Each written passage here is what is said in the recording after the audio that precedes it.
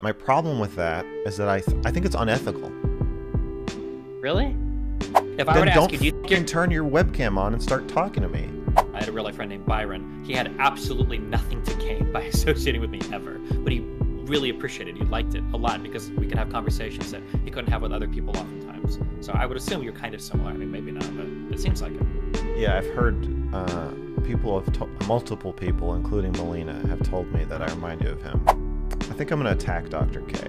No. Okay, I think that it might be that the conversation is gonna break here, or because you're convinced of something that is not true, but I don't know if I can move you off of it, and I understand why. So hold on, wait. I engage... Are you waiting for me to say something, or am I waiting for you to say something?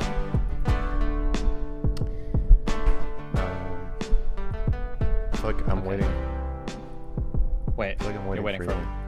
I think so. Oh, what am I? Wait, what am I supposed to say? I don't know. Oh. I'm waiting until I have whatever percentage of your attention I'm going to get. I'm waiting for that to have that. Well, I'm here. You have me. I can't play games because I'm on my laptop. I can't watch anything else because I only have one monitor. So you have me fully 100% plugged in. Okay. I know that's crazy. kind of. Right? I know that's kind of what I was hoping for. Okay. Well, I'm here. Okay. I just watched your interview with Dr. K. Oh, jeez. I'm gonna catch myself up to speed. Okay. I feel like we have a lot to talk about. I would hope so. I mean, you wanted to interview me, so if we had nothing to talk about, that'd be pretty fucking awkward, huh? Yes. Mm-hmm.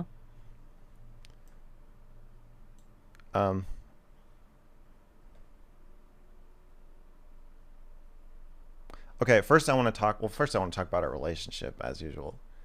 Oh boy. Oh, let's start off with some advice, okay? Okay. Stop having so many goddamn meta conversations, all right? Have a conversation. Stop having so many conversations about conversations. I notice sometimes you get really bogged down in the meta conversation. Kind of ironic that you're saying that, but okay. Well, because it's a meta conversation about meta conversations about conversations. It is. It is. But, you know. What's your problem with that? I think that you start off assuming people are being dishonest, and then it kind of just derails them for the rest of the conversation because people are really off-put when you tell somebody, hey, I think you're lying or something. Yeah. Do you think I'm wrong?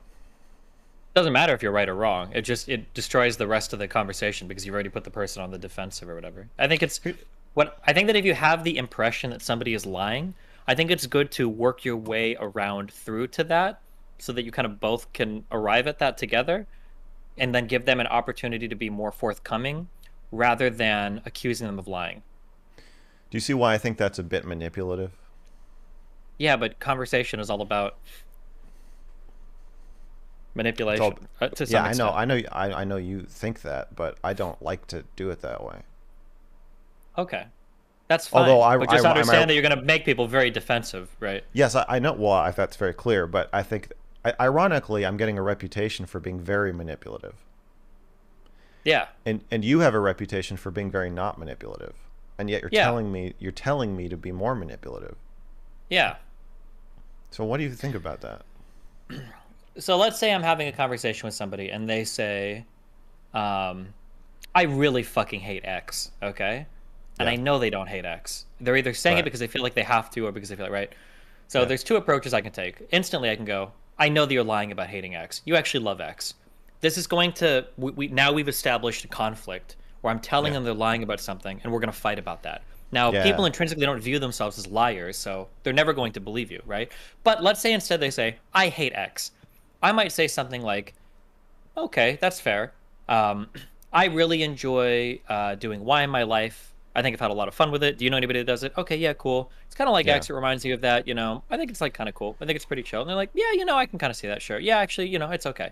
And now we've gotten to the place that I wanted to be by being less direct, because when I'm more direct, it puts them on a we're going to fight over our character. But when I'm less direct, we've externalized it to like an idea that now we're kind of arriving at together. And it feels like we've kind of walked together through a garden and we've gotten to the end of the path rather than I showed up with my sword and shield ready to fight them over their assessment of themselves. That But makes sense. you've created the path. We agree on that. That's what makes it more manipulative. Is that you? Sure, it might be manipulative if you want to call it that, but I'm do. just saying that. Well, I want to call Okay, it that to explain why I don't want to do it. Okay.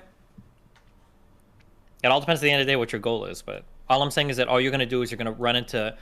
I think sometimes you can get bogged down in fights that you don't want to have because they're not very productive and they don't accomplish. Well, anything. I don't want to have them, but I don't think the ends justify the means. Okay. Well, I mean, you can. And you fight think with they people. do. Yeah, I do. I'm fighting with you right now. True. And ironically, you are not doing what you're suggesting that I do in this conversation. You're coming out with your sword and shield head on. Because I think that we think a little bit more similarly. So I think if we have an issue with each other, I would just tell you, stop doing this dumb shit, right? Now, if you were somebody different, I would approach the conversation in a much different way. Right. Mm-hmm. I think I want to. I don't want to change how I definitely change how I communicate depending on who I'm talking to, but I think I don't want to change this. I would rather just crash. Sure. I mean, it just depends on where you want the fighting to be. I don't want to try to control where it is. I think that's what I'm saying, is I want to just say what I think is happening. Here's my problem. Mm-hmm. If I don't talk about what's happening in a conversation with you, or in our relationship, or in a conversation with whoever, with book smarts, like the prime example, then it becomes, because there is always some meta interaction happening, whether you talk about it or not. And what you're saying is, I should only acknowledge the topical surface part, and then also just win the meta conversation. Like win the meta art. If they start trying to push me around in subtle ways, don't talk about it. Just win that fight that's unspoken, and then also participate in the main topic. And as soon as I sense that happening, I just want to call it out. Yeah, I understand, but there are ways that it's like a psychology thing. Like there are ways that we can talk to people so that they feel like they have more agency over the conversation, even if they don't. They feel like they have more, but they actually have less. True. But that's good. You want them to have that feeling because then it makes them feel more involved in the conversation and less attacked, right? I know you told me to treat Lauren Southern like a cat.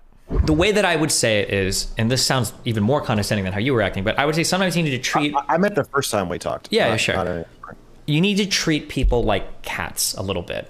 What you're trying to do is, if I have a cat that I know and I love and I trust, I can run right up to that cat. I can give it a big hug and I can play like really crazy games with it. And the cat will be excited to play along. But if I see a cat on the street, I have to do a lot to earn that cat's trust before it's going to play with me and not feel like I'm going to try to kill it. And I think what you're doing when you approach some people in conversations, especially people like Lauren, who have been attacked a lot of them.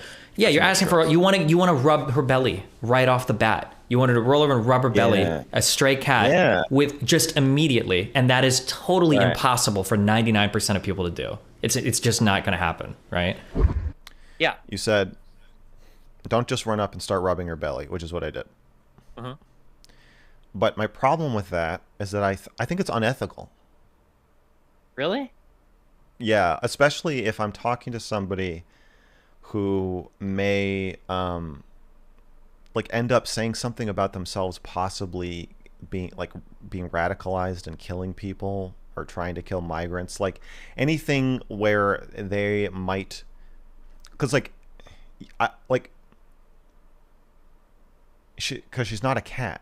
Like, if the shit I talk about with people can be very heavy and dark, and I think that I need to be as transparent as humanly possible in those conversations to do it ethically. I think it would be wrong to give Lauren Southern a false sense of security that I'm not going to judge you.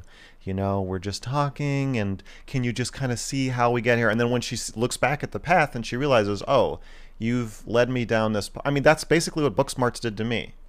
He got me to show him my belly, but I was wrong to do so. He tricked me. That's why I got so mad at him. Because then afterward, he stuck a knife in it. And if he had come at me with the sword and shield, then I would have been like, okay, great. He's going to come with the sword and shield. I know that he's going to attack me after this conversation, blah, blah. But he came at me with trying to get me to roll over, and then he knifed me. Okay. And I don't want to do that. Sometimes Nathan would engage in behavior that I think is bad. So let's say that Nathan takes something from somebody. He's not sharing a toy, or he's not sharing a game well. Okay. I might, with Nathan... Is Nathan your son? Yes, sorry. Okay. My son. Okay. So I might, with Nathan, kind of talk him through, like, hey, if I were to come in every time you were playing with a game and I were to take it from you, you probably wouldn't enjoy that very much, right? And I might try to have a conversation with him where I'm trying to get him to live the experience of, like, well, if somebody took all of my stuff, it wouldn't be very fun. And nobody would want to play with you. Nobody would want to play with me. If I'm constantly taking your stuff and people wouldn't have a good time, then you wouldn't have a good time.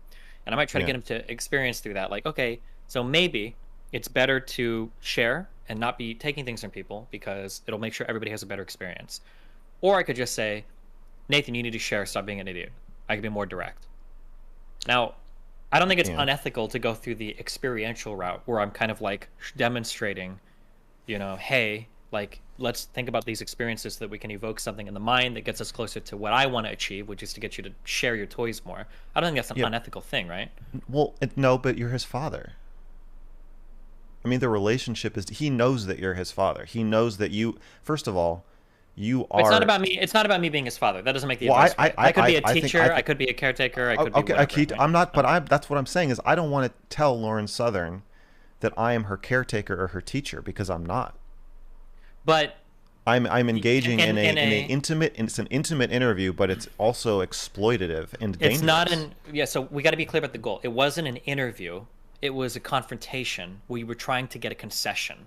So that gives you the power in that conversation. I don't agree. I don't agree. Okay. You're absolutely wrong. You disagree with me. Because you have nothing to lose in that conversation. You have nothing at stake. In that part of the conversation, we were talking about cuties too. But you've completely owned up to that. You're fine. This is another thing I think I told you, that you feel like you're doing one thing, but you're not. You're saying like, oh, well, we're both like, you know, pedophiles and Nazis, LOL. You're totally squared away with that. You're good with that. You've processed that. You're open about it, and you've moved on from it. And you've integrated that experience fully, right, into your existence. Lauren Southern clearly has not. So you don't have anything to lose there.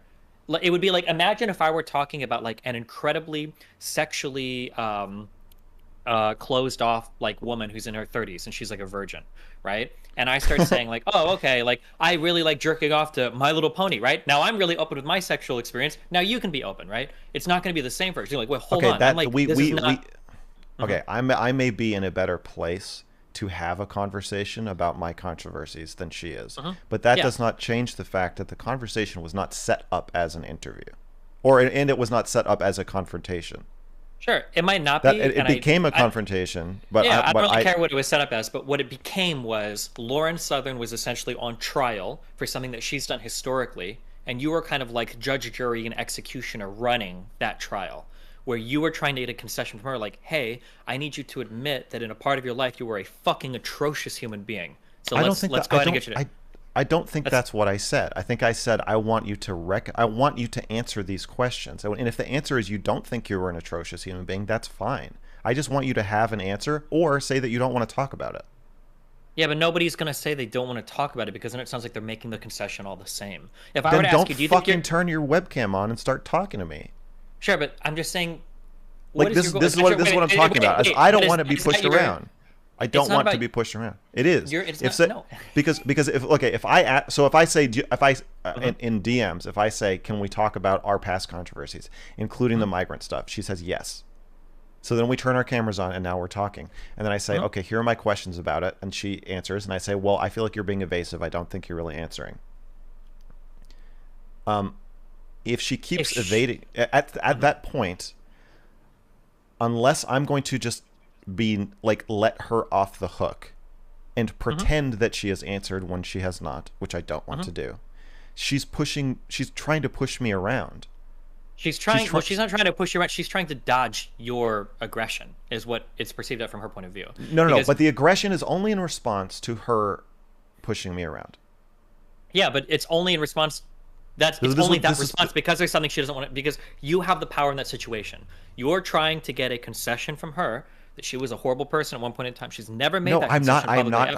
I'm not trying to get that concession from her. I'm When trying to you get her to literally- answer the question. I need you to understand how. Okay, hold on. I need you to understand how other people's minds work. Okay, when I you know how say, their minds work, but they're wrong. Okay, but it doesn't do anything to say that. When you're saying verbatim, true. right? If I would have done anything like that, I would have thought I was a horrible person. When you Yes. say that, I don't know if you realize it, but you're by proxy making the accusation you were a horrible person. And I need you to say that. I need you to say that to me, that you were a horrible person. No. You are adding "I need you to say that to me" on there. That's not true. I'm adding it because that's the I have this subtext. conversation with people all the time. People constantly are like, I think your review was immoral and the things you say about cuties is horrible and it's a horrible thing to say. She said she literally told me that my review was immoral. But when she was not I don't take that to mean that I have to also think that. I don't think you're understanding the I think that when I understand perfectly. No, you don't. You think way too highly of people. I think that if I were to ask you questions if I were to ask you questions about things you believe or things you've done, I think that I could ask you something about your cuties review and I could walk that thought back all the way to this is like the fundamental point of how I gather truth or happiness. I think I could follow all that back to that root cause. Do you agree with that? That any like abstract thought you have can probably be traced back to some more fundamental thought, right? Sure.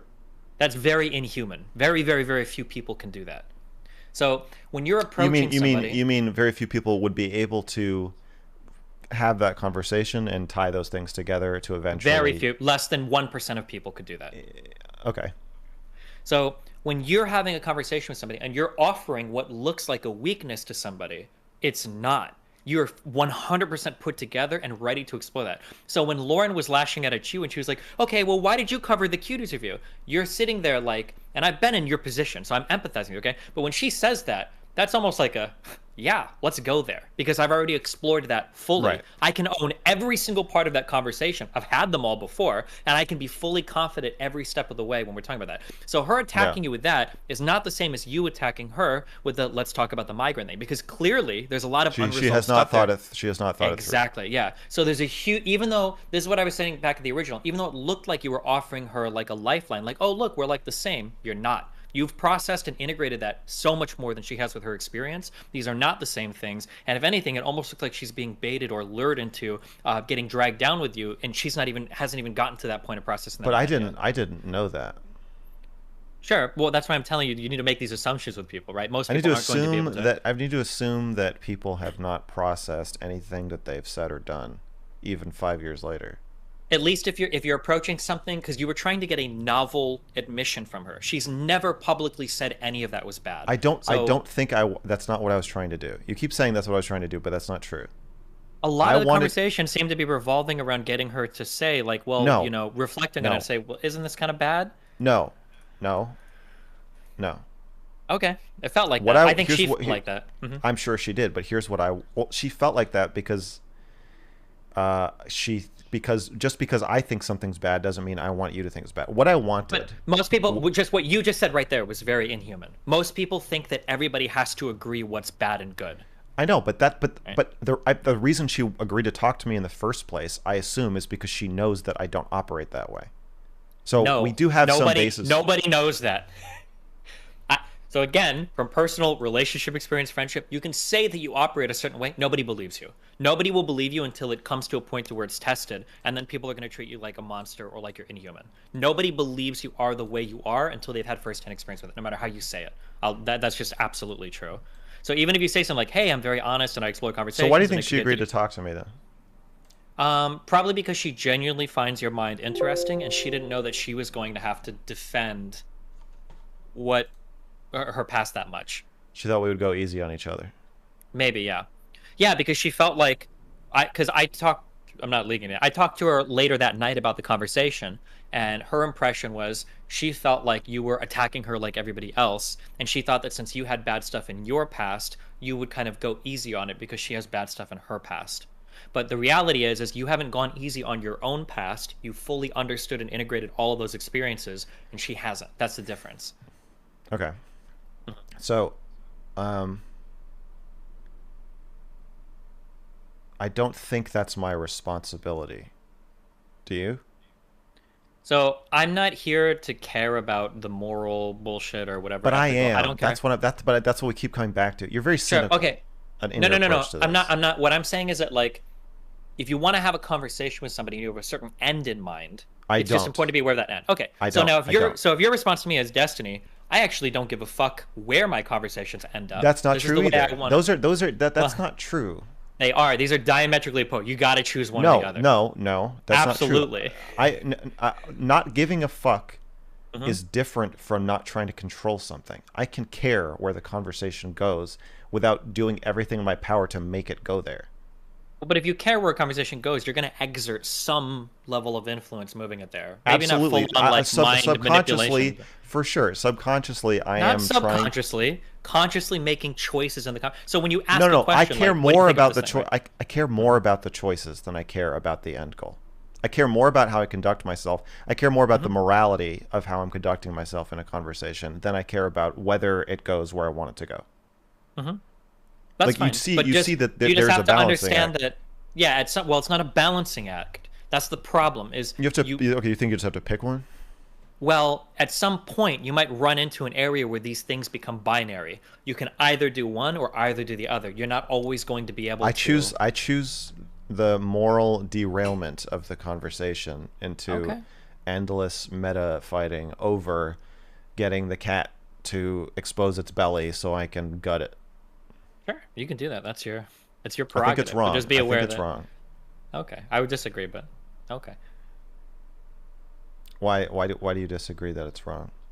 Because I think it can be okay to have a purpose in mind for a conversation. That doesn't mean you have to be like the most virtuous. Like when I argue with certain very radical people, my goal is not to bring them 100% to my side. Usually my goal is to get like some level of agreement in some kind of central area and then just give them like a little bit to think about, even though I could push harder. So like Lauren Southern is a good example of this. A lot of my community hates the way that I interact with Lauren Southern because I'm not constantly having to like hold her to account. You know, you need to talk about what you did. We need to talk about the boats. I don't care as much about that. I disagree about a lot of what she did related to it, and I could have a big argument with her about it, but I don't really think it would accomplish much. Like she's really dug into everything about that. I'm not going to force some level of introspection from her, or maybe I could over time. But rather what I would hope to do is if I can win you over on enough of these other level positions, at some point we're going to have enough rapport that if that conversation comes up, I'm going to have a lot of ability to push in a little bit harder than other people because I've proven myself to be a good actor. I'm not somebody just trying to destroy you or fuck you over. And maybe I can even offer a little bit of insight into your own thoughts.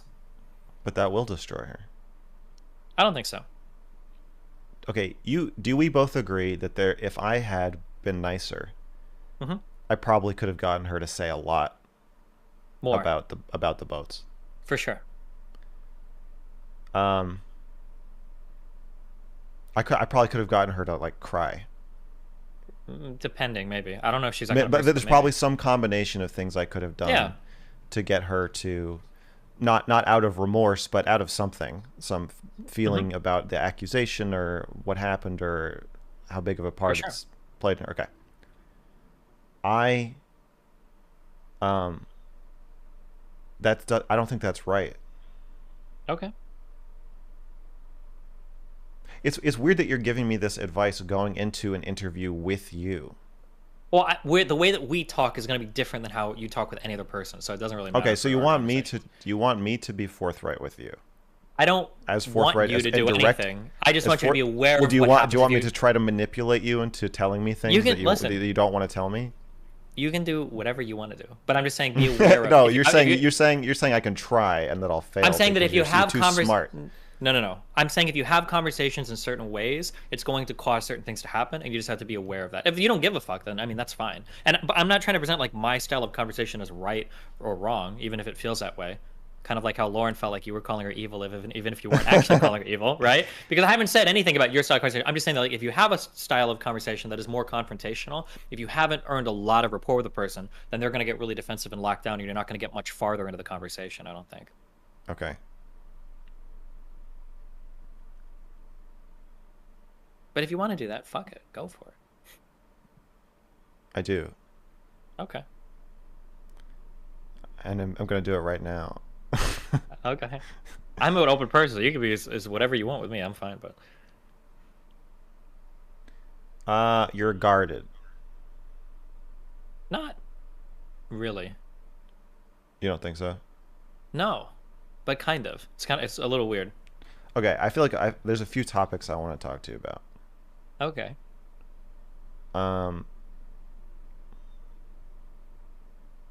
Either your conversation with Dr. K or my conversation with Melina.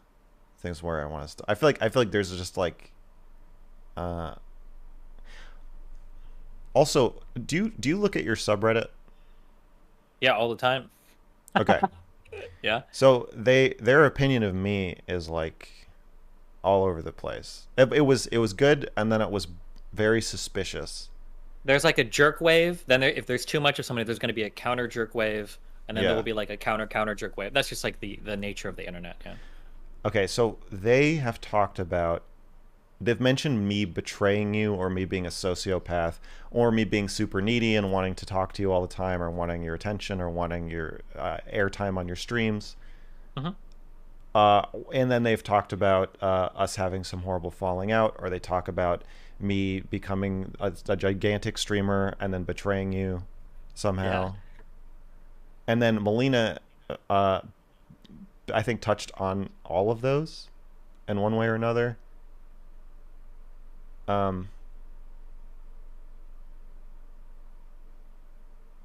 What do you, I guess, okay, so I've always talked about like the power differential between us, where you're like a huge streamer and I'm like nobody. Mm-hmm. But I'm less nobody now. So Okay. where, I feel like as I become less nobody, I benefit less financially from each conversation we have, Mm-hmm. which gives you less control over me in a career way. Like I am becoming more your equal. Self-sufficient. Yeah, like not Let's your not get equal in ahead of terms of. ourselves, but Yeah. I don't mean you're equal in terms of size. I just mean in terms of how much I could be using you. That amount, that's decreased significantly, okay. right? Do you agree on that? Yeah, of course. It logically. You don't follows. like being used. I don't care if I'm used. I think it depends on who's using me for what. Well, okay, I don't like being used. I feel like I'm learning Oh, okay. more about what it must be like to be you, as more Sure. and more people try to use me. I'm having to, like, I've never had this experience before, but over the last 2 weeks, Okay. people are sending me like, oh, have you talked to this person? Blah blah blah. You might be into blah blah. Blah. Everybody's doing. I've never had the experience of somebody doing someone else a favor by telling me their name. And this must happen to you all the time. Of somebody else doing you a favor. By Someone telling doing you. someone else a favor. Someone being like, just these imagined conversation. Like, the conversation went like, yeah, I know Destiny. I'll send him a DM and like, I'll mention you, and like, I'm not sure if he's gonna really want to talk to you, but we'll see what he says. Mm-hmm. I don't like it. Okay.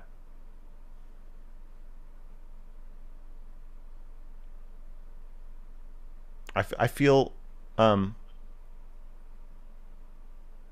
yeah, I feel used increasingly by more and more people. Why don't you like And it? because they don't like me. Mm-hmm. They like money.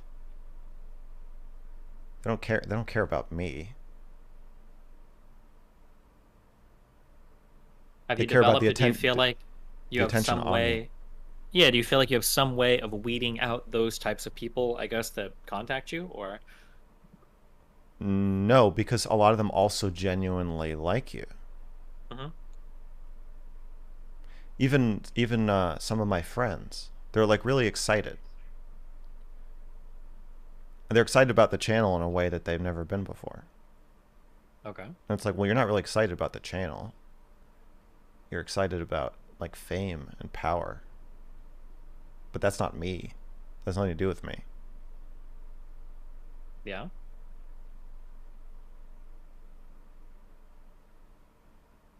Kind of an inevitable part of growing is that your personal relationships could potentially take on a different form. But I mean, that's going to be unavoidable, right? Um, like yeah, it sucks.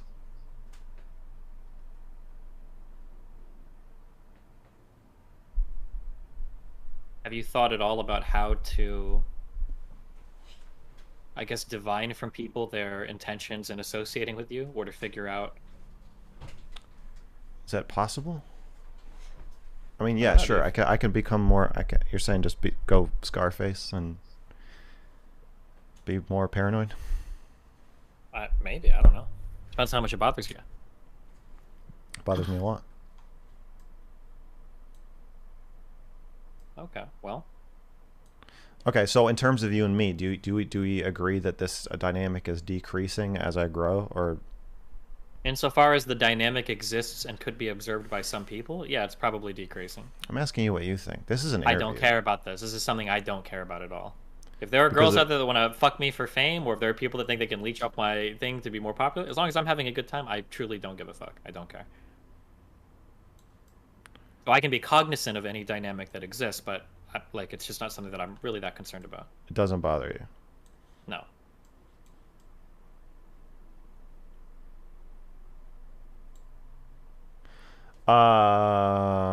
Okay. I guess my view is that it doesn't bother you because you're so paranoid that trusting people at all just seems like unthinkable. So you're like, fuck it. They're all. I mean, like you said to Dr. K, that all you think all relationships are transactional, or you view them all that way. So therefore, if they're all transactional, you might as well just say none of them are transactional because it's not. It's no more transactional than any other relationship. If you think they all are. There are two ways that you can go with this. And if you want to do the first way, we can do the first way. But I can tell you. So when somebody's in my position, there's two possibilities. Either one, they are incredibly guarded and they shut down some part of them so that they don't associate with people too deeply because they're so afraid of getting hurt that they don't Yeah. want to expose part of themselves. Yeah, which is sounds like what you're assuming of me. The second part, and this is the only answer I can give you, and you can assume I'm lying if you want, but I truly just don't really care that much. I have an internal view of myself. I have an internal view of what I want, what makes me happy. There are certain people in my life that I can utilize to achieve those ends that are fun to hang out with. If there's some mutually beneficial thing that they gain off of me, whether it's clout or something like that, I really don't really care that much. It's just not something I Okay. think about. Yeah. So your sense of being used does not subtract from your sense of being loved. Um, I'm not looking for love from other people. I'm usually just looking for positive experiences. You don't want love. I'm not that kind of person, no. Melina? For Melina, I probably do, yeah, because she's my wife. But if I felt like Yeah. she was starting to just use me for things, that would probably bother me, yeah. Okay. Love from Melina and I assume a couple other family members. And my son, yeah. Yeah. I want love. I want people to love me. Okay. You're finding that as a content creator is going to be very difficult Yeah. because people are highly incentivized to present one thing and conceal their true intentions, right? Because they have a lot to Yeah. gain. Yeah. Hmm. I want people to love I want people who already love me to not stop loving me and use me instead. Okay.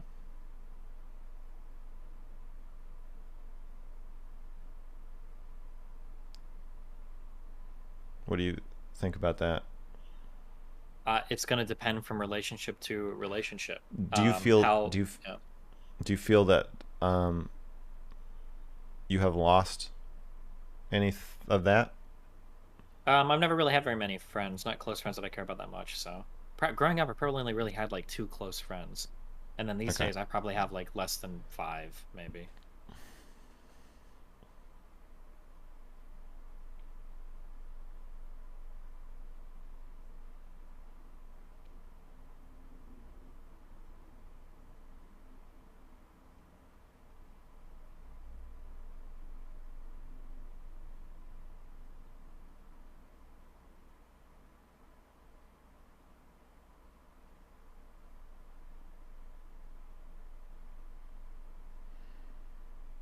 Um, are you worried I will betray you somehow?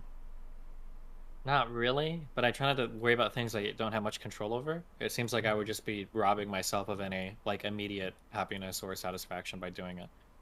If it happens in the future, it happens, but like why would I not enjoy everything leading up to it by Don't thinking you about it think you that way? could enjoy our relationship more if you trusted me more?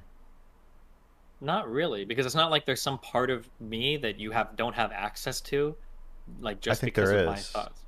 Like what? Your heart. There's not That much in part, there. there is. Okay.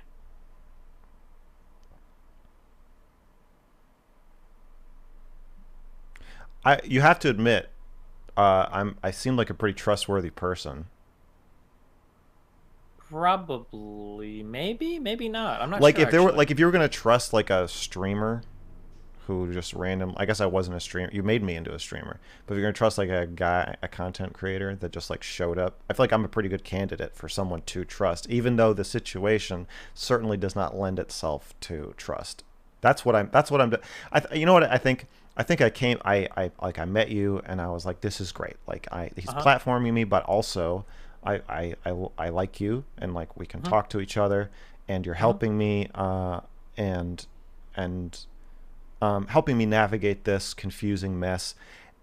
Um, and like I just have to like show him that I'm like a trustworthy person. Like of course, Uh-huh. but now just 2 weeks into my own little career, I see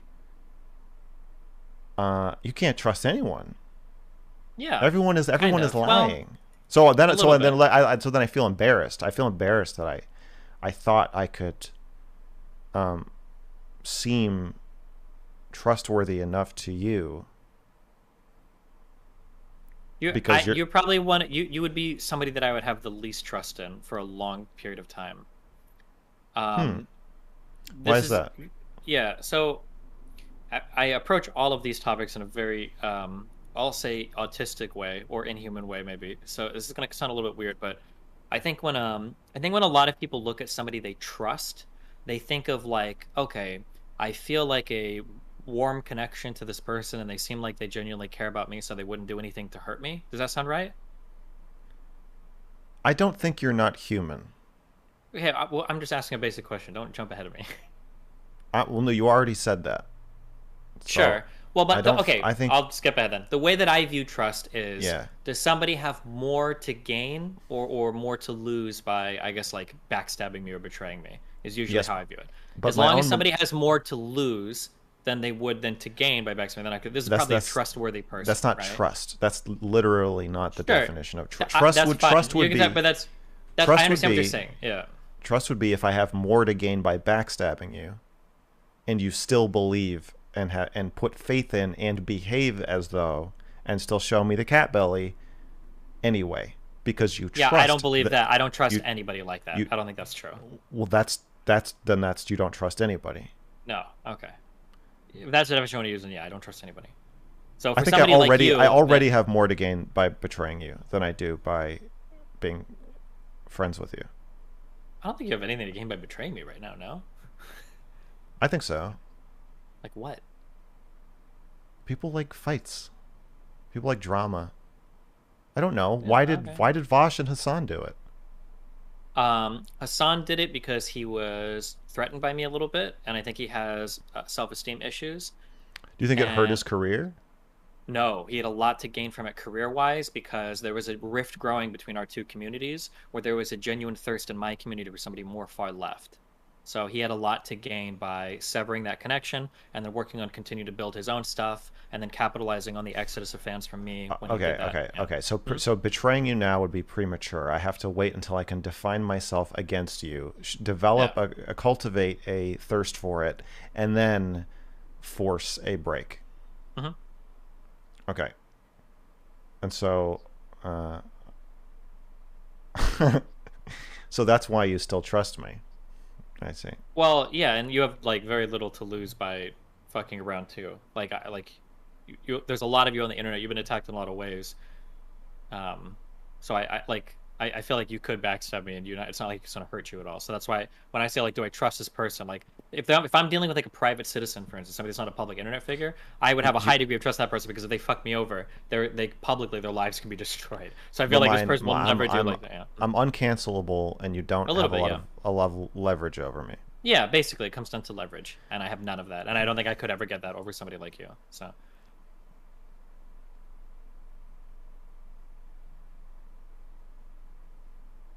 Not that it Okay. matters, by the way. I understand why So it bothers you because you feel like there's a deeper level of a relationship you can access once that trust part has been established. But that's not what really how it works with me. I don't really have like that. Like, you don't oh, have now that that deeper level. now that I trust you, like, oh my God, we can share in these experiences. Like, I'm about as willing to engage in any experience somebody wants to, assuming I'm not going to get like fucking destroyed or something. Like, I'm not going to buy a house with you or something. But basically everything else is on the table. I think that's a great idea. Then we would have to trust each other. Okay. Get a vacation house. Yeah. What may be. Yeah. Just let me save for 5 years. Gotcha.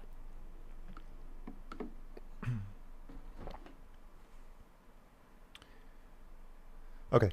So yeah, that makes me sad Well, I'm sorry. Don't be sad for because me. I actually trust you. You should. I'm a pretty trustworthy person. I have a long history of I don't fuck I people over unless they attack me publicly. I'm like a pretty helpful Well, person. yeah, but it's like, pretty. yeah. It's one way though, right? I mean, Like I trust you in the definition of even if you had a lot to gain by fucking me over, I don't think you would. yeah, I don't think I would. I think I'm a pretty trustworthy person. You know what the problem with your calculation is? What's the problem? You only you're assuming everyone is a sociopath because No, I wish well, they were. let me said, let me go ahead. explain Yeah. because when you weigh what I have to gain versus what I have to lose, you place nothing on the emotional pain it would cause me to hurt you.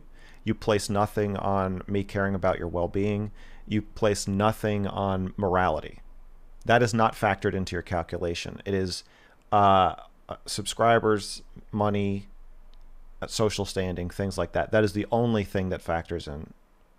So you in your evaluation of who to trust, you assume everyone is a psychopath. I think that Or could be. morality is nothing. Nobody thinks about morality. They might have like an intuitive feeling of what might make them feel good or bad, but nobody's thinking of like morality when they're thinking about fucking somebody over. I think I do. I think at one point in time I considered this. You might, but you'd be the exception. So at one point in time I considered how I associated with people because when I associate with people, something that I've learned through my 20s is I have to kind of make a lot of guesses about the emotional states of people and how that'll influence how they make decisions. Because I think I don't make decisions in the same way sometimes, but a lot of other Okay. people seem to. So for a while, I think it led me to be a little bit. People acted in ways that I didn't expect. It's like, well, hold on. How can this person fuck me over? Like, I haven't done anything like that fucked up to you. Or how can a person do this? This is like really weird to me. I feel like I've done so much. But I think what I've kind of learned recently is when somebody's fucking somebody over, the reason there aren't any bad feelings that they have to deal with because in everybody else's mind, they've always convinced themselves that they're in the right for doing so. So they don't actually have to deal with those types of bad feelings because they're always the hero of their own story and they always have good justification for the reasons they're acting. So I think it's a little bit of a waste of time for me to try to guess like, okay, well, objectively, I've done like a decent amount of shit for you. How the fuck can you do this to me? Because in their mind, they've already convinced themselves, well, Destiny's a horrible person. He's done this horrible shit. Like, I can do this and it's actually okay. Can you give me a real life example of somebody who you think has no qualms So about. Vaush is somebody who only exists on the internet because of me, because I'm willing to talk to smaller creators, because I was willing to plug him as much as I could early on, because I gave him a big presence in my chat. He was involved in a sexual harassment scandal that I covered up for him, kind of. I deleted the video off my YouTube channel. I would always tell him like, hey, like I did a lot of stuff to help him early on. That would be Yeah. somebody that, in my mind, if I was in his position, I feel like I would always have a debt there. There's no possible way that I could like turn my back on this other person and be like, you're a horrible piece of shit or whatever. Okay. But he did, because there was more to gain publicly. But I think in his mind, I don't think he's thinking like, oh God, like, you know, me and Destiny, we were kind of friends, we had this, and this is going to hurt a lot. I think in his mind, he's already thought like, okay, Destiny is actually an evil, horrible person. I don't even think he likes me at all. I think he's actually like an evil fuck, and I need to do this because it's the right thing to do. So I might be trying to project onto him some emotional state that he doesn't have, because from his point of view, he's already convinced himself that he's correct in everything that he's doing. So that would be like one out of, I can give you like half a dozen other real life examples of people acting. I might want a couple, but do you think you think most people are like Vaush in that way? Yeah, for sure. I think that's a pretty normal human thing to do. We think of ourselves as like a good person usually.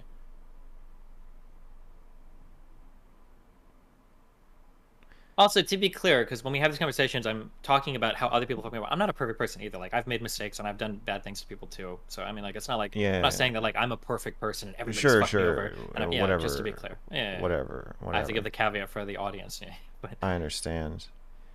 Vaush, I feel like there's some selection bias where you're taking Vaush's public statements. The stuff he says to his friends might be, or like if he has a therapist, is probably different. I think I agree that Vaush's presentation is as someone who has no self-doubt or qualms about anything he does, but do we know that's actually how he is? I think he has a considerable amount of self-doubt. But he conceals this might that. sound, yeah, but this might sound like some pop psych bullshit. But usually when I see somebody that is acting in a very alpha or an incredibly like, I need you to know how confident I am, to me that usually comes across as being a little bit concealing of some kind of insecurity. That's how I usually And it's an insecurity that he's aware of. Well, he's either completely aware of it or he's trying to cover it up and trying to suppress it. But yeah. Okay. Also, another selection bias problem. Vaush, and like most streamers, or all streamers, became popular because he seems to be very confident in himself and his positions. People are very drawn to that. Yeah.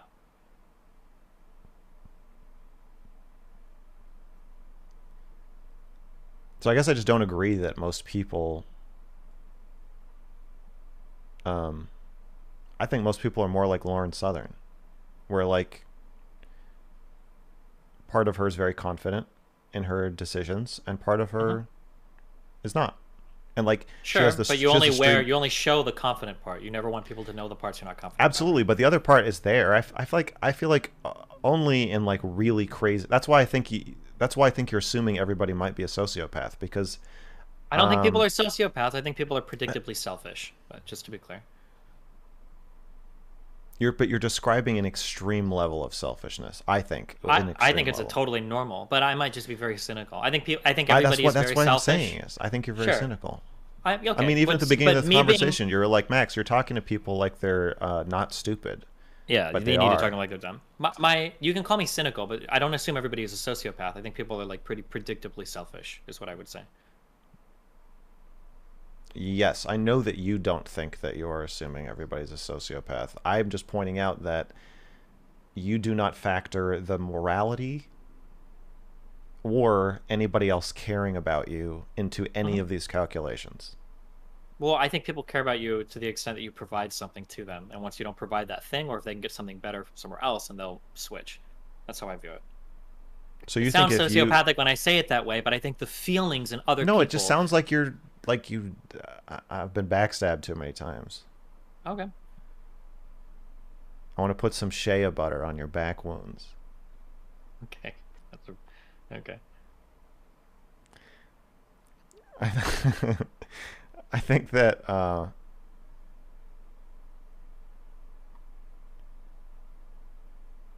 yeah, I'm challenging the way you're thinking about it because, like, you think if you became homeless Hmm. and, like, say you were involved in some, I don't know, say you'd been like not paying your taxes and you lost all your money and you got banned, and you said the N word on Twitch a bunch, so you got banned. Hmm. And then everybody thought you were a neo-Nazi, so your payment processors pulled out, and it was impossible for you to stream or make money, and you became homeless. So at this point, I have nothing to gain from you. You think that I would just, me and everyone else would just disappear? I think we would probably still talk. You seem like that kind of person, but I could be wrong. What kind of person Um, is that? Somebody that is interested in talking to me because you think I'm interesting. Because I can gain something. I'm like, Yeah, but what you're satisfy my gaining is, morbid curiosity. Show me around your box. Show me around your cardboard box. I'm just curious to see what it would be I like. think that it's hard to find people with minds that are put together in such a way that you can have an engaging conversation that goes from like a fifth level abstraction down to like a first level abstraction. So when you run into those people, I think that the conversation is generally like pretty good. So the other person that Melina brought up before, I had a real life friend named Byron. He had absolutely nothing to gain by associating with me ever, but he really appreciated it. He liked it a lot because we could have conversations that he couldn't have with other people oftentimes. So I would assume you're kind of similar. I mean, maybe not, but it seems like it. Yeah, I've heard multiple people, including Melina, have told me that I Uh-huh. remind you of him. Yeah.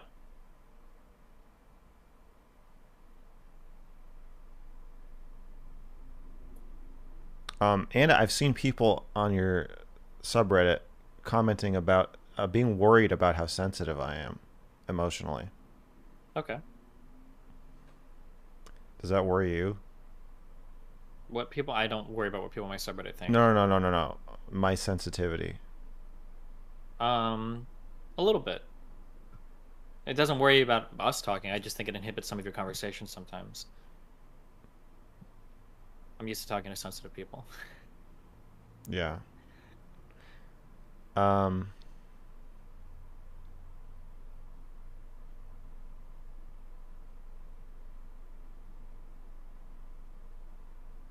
Okay. Wait. What kind of person was Byron? Or what is the comparison you're making? He's just like he very much had like a full way of kind of like looking at the world. And if I gave him there's like a broad way that I could explain people. I don't know if this dichotomy fits for every single human being, but there's like a broad thing that people can do.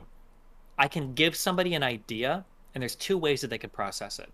The 99% of people is I give you an idea, and the first thing you do is you run down every group that you belong to figure out how you're supposed to respond to it, and then you give me that expected response. This is the vast majority of conversations. What do you think about like this movie? Okay, well, what did XYZ YouTuber movie reviewer think about it? What are the popular media at the time? This is what blah blah blah blah blah. And that's how like most people do it. Occasionally, very rarely, you run into a person like, well, what do you think about this movie? And you can tell that they have some internal schema that they're actually like holding this to generate some novel thought that's coming directly from them. And Reckful was able to do that with a lot of stuff. You seem able to do that with a lot of stuff. Hopefully, I'm able to do that with a lot of stuff. But yeah, those are the more interesting people to talk to for me. Because then you're talking to the person and not the. Yeah, I don't need to know what society's popular view of something is. I can just go look at fucking Reddit or Wikipedia or some shit. I don't need you to regurgitate to me whatever the most popular reviewer or idea is about something. I don't need that. Um. I wasn't sure if I wanted to bring up Reckful. Okay.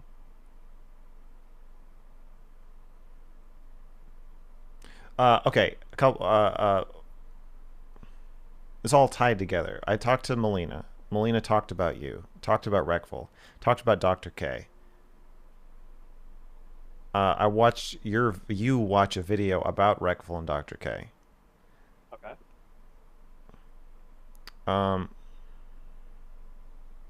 my fans want me to talk to Dr. K. I don't think Dr. K wants to talk to me. It all feels interconnected. Oh, also, you told Melina not to let me mindfuck her. Oh, that was like a passing joking comment. I feel like you read way more into that than. Yeah, I did. Oh. And You then said something. Her, and she then I told analyzed some Melina. situation, and I thought it was correct. and you were arguing against her that it wasn't correct, but I thought she was right. But I was worried she was starting to doubt herself because you're pretty good at convincing people otherwise, even when I Yes, think it so might you be was correct. not really a joke. It's Well, yeah, you I guess it meant depends on it. what you mean by mind fuck, but yeah. Well, you meant it, but it also was funny. Okay. Best kind of humor. Has an element of truth Yes. to it. Well, or it is just completely truth. Sure. Do you want to jump in? So I've just laid out a merry-go-round of interconnected topics. Do you want to steer clear of all of them, or do you want to talk about any of Talk them? about whatever you want. Whatever your heart desires. Okay. Of course, you'll say that.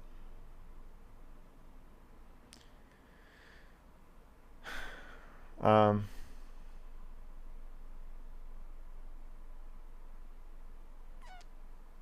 let's start with Melina. Okay. What do you think about? Do you think I mind fucked her? No, I don't think so. She's got Okay. like a pretty strong mind, generally. Yeah.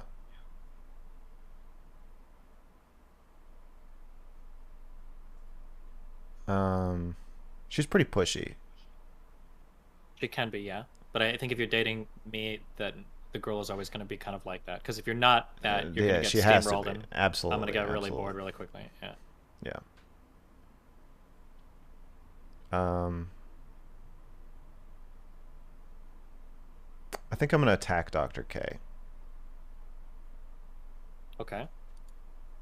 Um,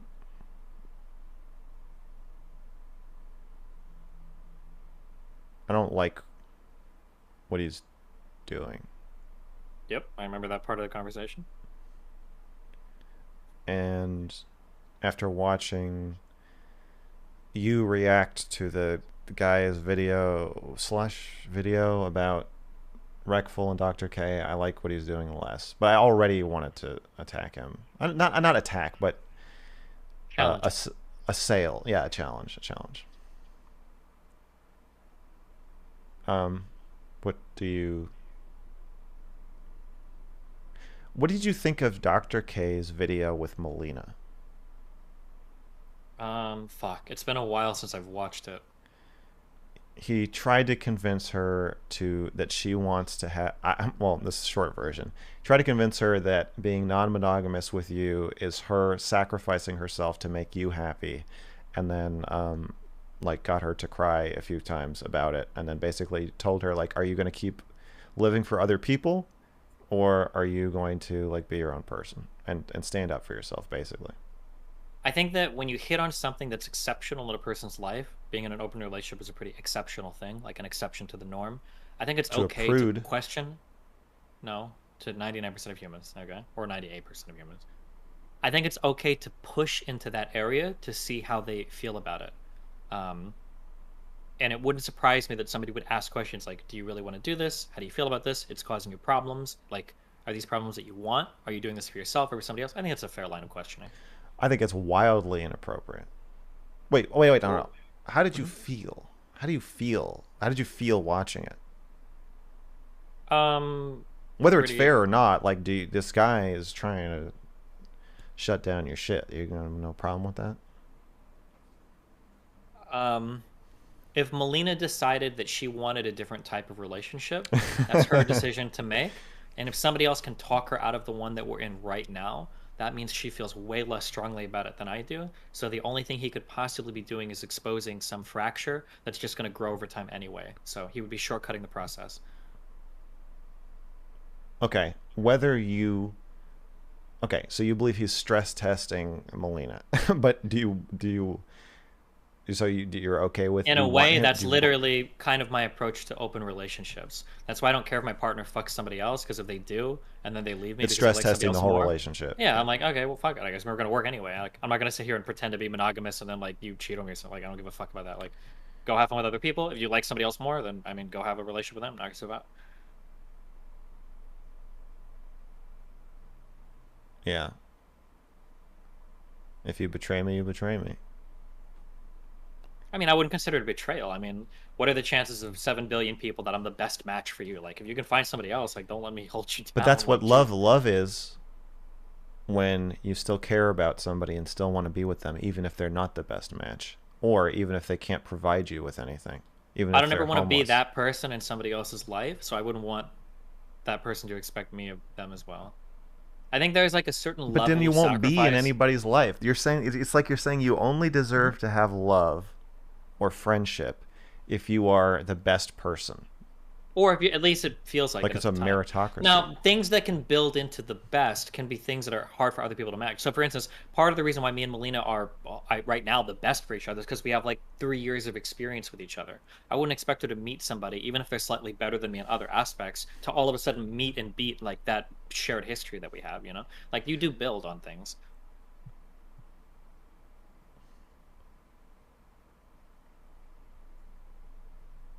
Do you not understand why I think that is cynical and sad? Yeah, of course, I understand. You're not engaging with that.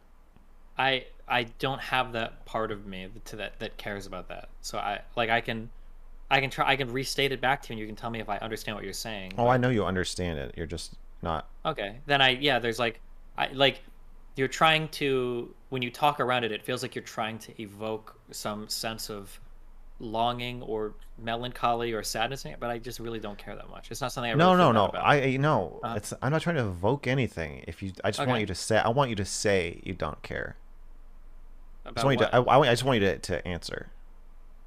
I don't care if Melina ends up finding somebody better than me. I mean, like I guess I'd No, be disappointed do in you care? myself. Or Do you get why the idea that you have to be the best possible person and the best possible friend at all times, and if not, and if someone wants to just trade you for somebody else, then you're fine with that. You're just it's like at any moment you're just waiting to be betrayed, so much so that you don't even call it a betrayal. I don't think I'd get betrayed though. I think I'm a pretty cool person. I There's have a so hard time believing that somebody I'm close to and spend a great deal of time being close to is just going to trade me out very easily. I would hope that isn't the case, but but you're also an asshole. By your kind own of, but not admission, really. the first time No, we talked, I'm. the first Mhm, time we talked, you were like, "In my mhm. personal life, I'm an asshole." So I am an aggressive person, conversationally and comedically, I guess, but I'm not genuinely mean to people, and I think that's a thing a lot of people have a hard time understanding. Um, if I I'm think you're mean talking, sometimes. I'm very, very rarely my man. It's incredibly I rare. think you make cutting remarks Almost sometimes. and only to people that I'm like genuinely fighting with, but never to like a friend.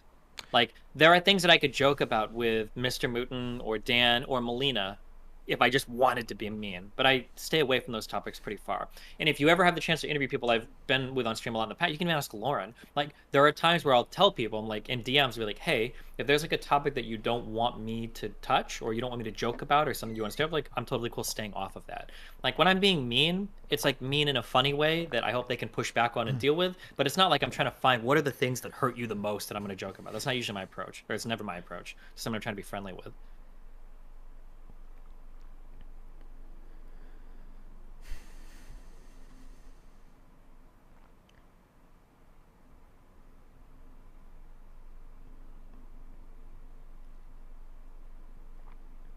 Do you think you have a reputation for being mean?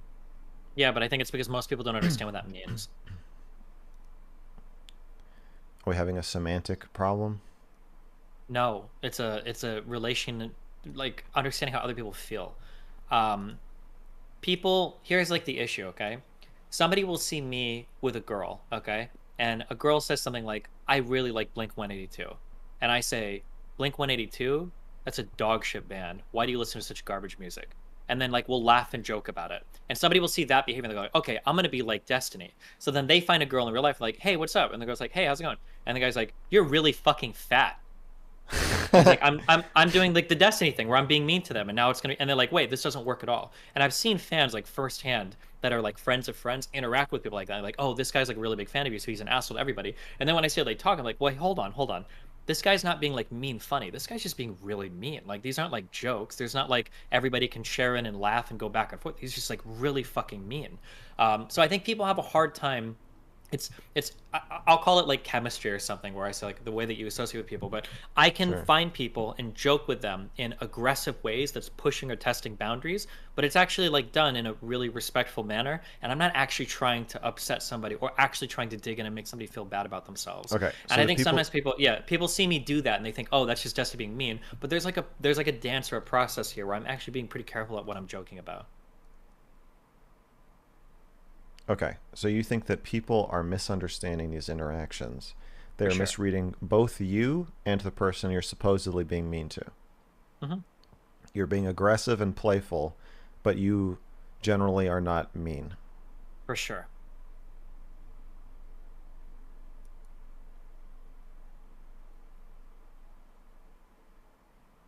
Okay. Um, how do you feel about me criticizing Dr. K? I understand your criticism. It's going to come down to like you seem a little bit more like action oriented, like as a particular action, good or bad. Whereas I'm like a little bit more, well, let's see how it affects everybody oriented. So like Dr. K, you can argue is like, okay, well, this quasi like entertainment slash therapy is a little bit irresponsible. But I Uh think at huh. the end of the day, I'll say, well, how many people are now engaging in more productive conversations about their mental health, even if he is like a little bit exploitative? I think at the end of the day, it's worth it. I have an advice show. Hmm. Have you seen it at all? I've seen a couple things of it, but I've been traveling like this whole past week, so I haven't seen much of anything yet. Well, I'm not taking it personally. I'm just curious. Oh, well, I just answered the question. It wasn't meant to be personal or not personal. Well, it felt personal. Okay. I don't watch it because it sucks. Why the fuck would I Just, take advice from you? just You're a like Blink fucking One. loser. Just Like Blink 182. Yeah. yeah. Uh, so I wrestle with like the responsibility of that. Some of Okay. my mods and the Discord mods were like, we should have like a resource center because every call, almost every call ends with me telling the person to go to therapy. Sure. Which is not helpful, but yeah. Why not? I hate it when people say that because it's like every advice like go to therapy. It's like, okay, well, I'm talking to you obviously because I'm not in therapy. Don't fucking tell me to go to therapy. But you should. Yeah, everybody should if they have problems that they feel like they can't resolve with themselves. Yeah. Uh, do you think Vaush should go to therapy? Um, I don't know if I know him personally enough to say if he What if should you or had to shouldn't. What if you had to guess? If I had to guess, I'd say probably not. I think most of his problems lie with like trying to be a public figure and making money and growing his platform, not with having like actual self issues that he needs a therapist to diagnose. He should retire. I don't. Why should he retire? Well, I he's having problems. We agree with that, right? What do you mean? How? I don't know. He just seems like a troubled person. Oh, I don't think so. He seems like he's doing really well. He's got two channels that are both doing pretty well. He's got a pretty loyal audience. He's making a ton of money. He grew incredibly quickly in like a year. He basically hit my size on YouTube. Well, Um, those are just numbers.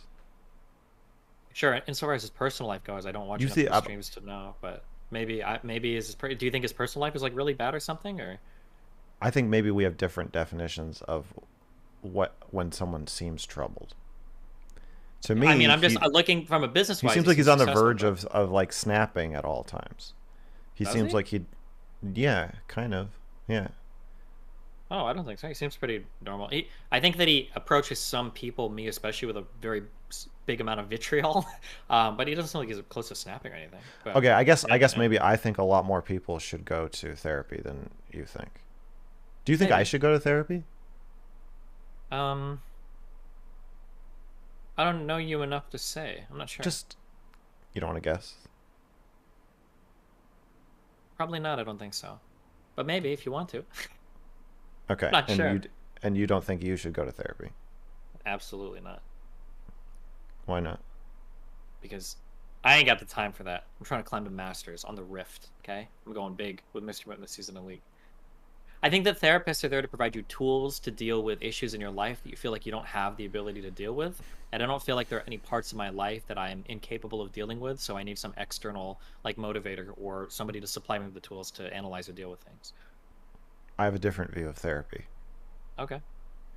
I think the therapist is there to provide you with unconditional support and love in a safely transactional relationship, or not love but intimacy, unconditional intimacy and caretaking in a transactional relationship, which provides safety in the transactionality. So if you pay your whatever $123, Uh-huh.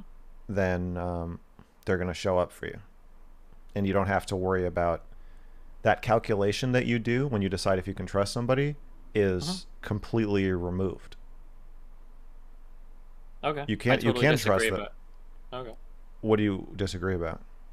I don't think a therapist should be there to provide unconditional anything. I think a therapist should serve to challenge you in some ways. Now, he's challenged you in a way that isn't attacking you, but it's to Sure. provide you with some level of insight or tools to like overcome some problem in your Absolutely. life. I'm not saying they shouldn't challenge you. I'm saying Okay. unconditional in the sense that they're not going to leave or disappear if you do or say something they don't like. Oh, sure. In Obviously, that sense, obviously I would there's agree. there's Yeah. a yeah, there's a limit. Like if you like try to grope them or something, like yeah, you're Sure. going to be gone. But I'm saying that Okay, sure. beyond a normal friendship or even normal like marriage, the Hmm. therapist, if you pay your X dollars, they're there for you in a Sure. way that maybe only a parent could otherwise be expected to be. Yeah, I would agree with that, sure.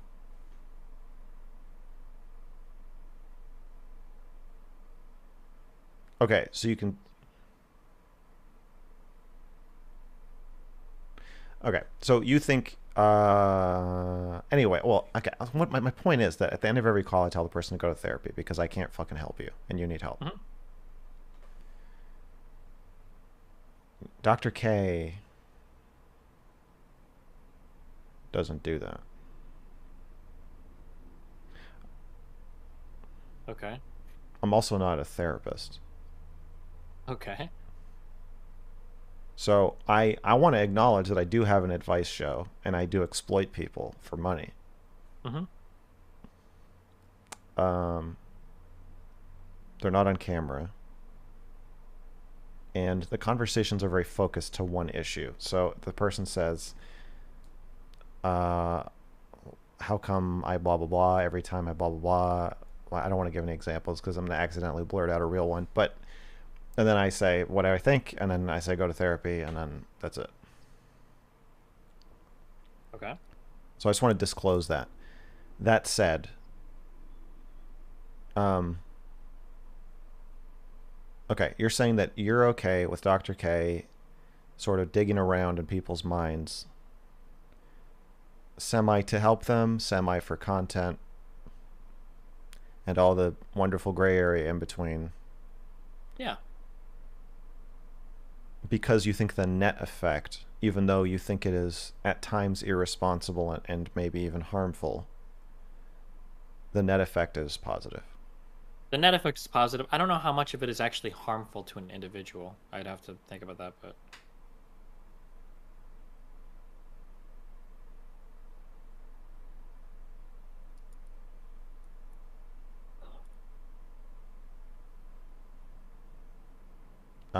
Okay, and so when I asked how you feel about me criticizing him, you said you get what I'm saying, but you think that overall he has a net positive effect on the world hmm.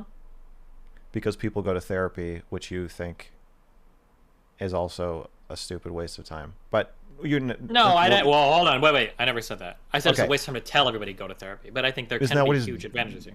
Yeah. isn't that what he's doing? You're saying that he's not telling people to go to therapy. He's showing them what they could get by going, or you think he's Yeah, giving people potentially. the tools directly that they might get from therapy, and they can just have it from him instead, or some Possibly combination. both. Okay, okay, Hmm. So maybe some people take something of value from that therapy, or maybe other people think like, "Wow, a conversation like this could be really good for me," so they go get therapy. okay. Is there Are you gonna tell me how you feel about me then criticizing him, or no? Um, I mean, You're not exactly answering. yeah, you're free to criticize him however you want. I We know. fundamentally This is disagree on. America. Yeah, but I think we fundamentally disagree on what's good and bad. So I mean, like, we're gonna disagree on what things are good or bad, right? Do you think it would be bad for me to criticize him? You can criticize him if you want. I think it would be I bad from my know. point of view because I think he does. I think he contributes more good, way more good than potential harm. Yeah. What if he needs to be challenged and then he can do even more good? How could he be challenged? Like enter into an actual patient therapist relationship and then get consent to stream the therapy sessions, or No, I think just his.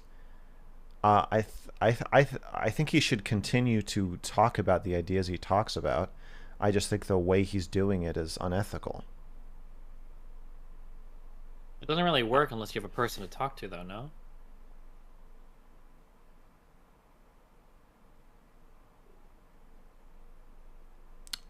I don't think what he's doing is therapy. I think it's therapy. It's well, it's a weird sandwich of lies. He's saying it's not therapy I don't care what he says. Yeah, for for liability liability. Yeah, purposes. Yes, but it absolutely is therapy, right? but then it is therapy. Hmm. But then I think because of the way he's doing it, it's not therapy. It can't Well, be. there are parts of therapy that should be there that aren't there. So there's no liability. There's no checking up afterwards. There's There's no no. fucking audience when you're in therapy. Sure, yeah, that's a big difference too. Yeah, for sure. Every time he does a session, he's also thinking like, well, there's 5,000 people watching, so are you gonna fucking cry or what? No, I don't. I don't think it's that. Now you're being the cynical one. Why? I don't think he's that oriented in that You know, direction. when he had like a technical problem when he was talking to Melina, and he said he was like, "Fuck, we're right when we're at the climax." I mean, an emotional climax can be a big moment in therapy. It doesn't mean that. I've never seen a therapist say that in person. He's Well, making he's probably because making they're not a having technical issues in person, right? They're just no, talking face to and in face. person, they've never heard a therapist refer to the climax of a session. That's film terminology. Okay. It's like Well, he's making a movie. okay. All right, well, I'm gonna go at him pretty hard, I think. So I Go just for wanted it. to know See if what you can he's. get a conversation with him. Yeah. I can't. I tried. Well,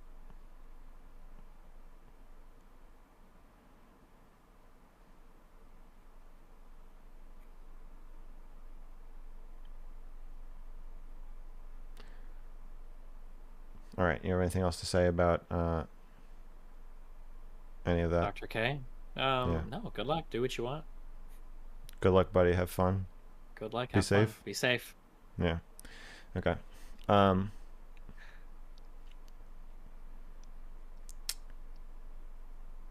Uh. Okay. Next topic. Uh.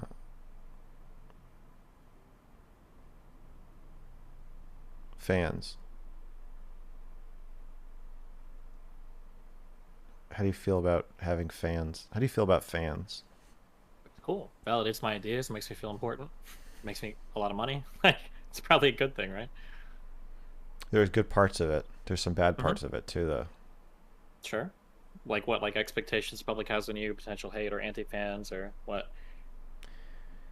I'm finding a few main things. Okay. One, they don't actually care about you. They care about what you could do for them, which is you uh, pathologically equate the two, but I don't think they're the same. Some percentage of them probably genuinely care about you, and then probably a larger percentage care about what they can get from you. Sure. Yes. Okay, so you do on some level you do know there is a difference between those two. You may Yeah, of course operate there as is. Yeah. well, yeah, but you operate as though they're the same and you talk as though they're the same, but that's you being self-protective. They're not No, actually the same. it's You know that some people you know that there is a way people can care about you beyond what they can get from you. You know that. it just depends on how we define that. What can people get from you? Because those Don't can be do like this. emotional things they can get from you. It can Don't. be experiences they get from you. So that's just You know there's a difference. You know there can okay. be a difference, and you know what I'm talking about. Okay. Where do you want to go with this? There was a post on Reddit today that said you should stop doing that. Stop doing So you what? saying Oh, saying okay, okay. yeah, when you disagree with Well, I'm somebody, you should acknowledging what you're that you saying, and I'm should asking. your fans want you to say 2 succinct sentences to explain why you disagree with what I've just said.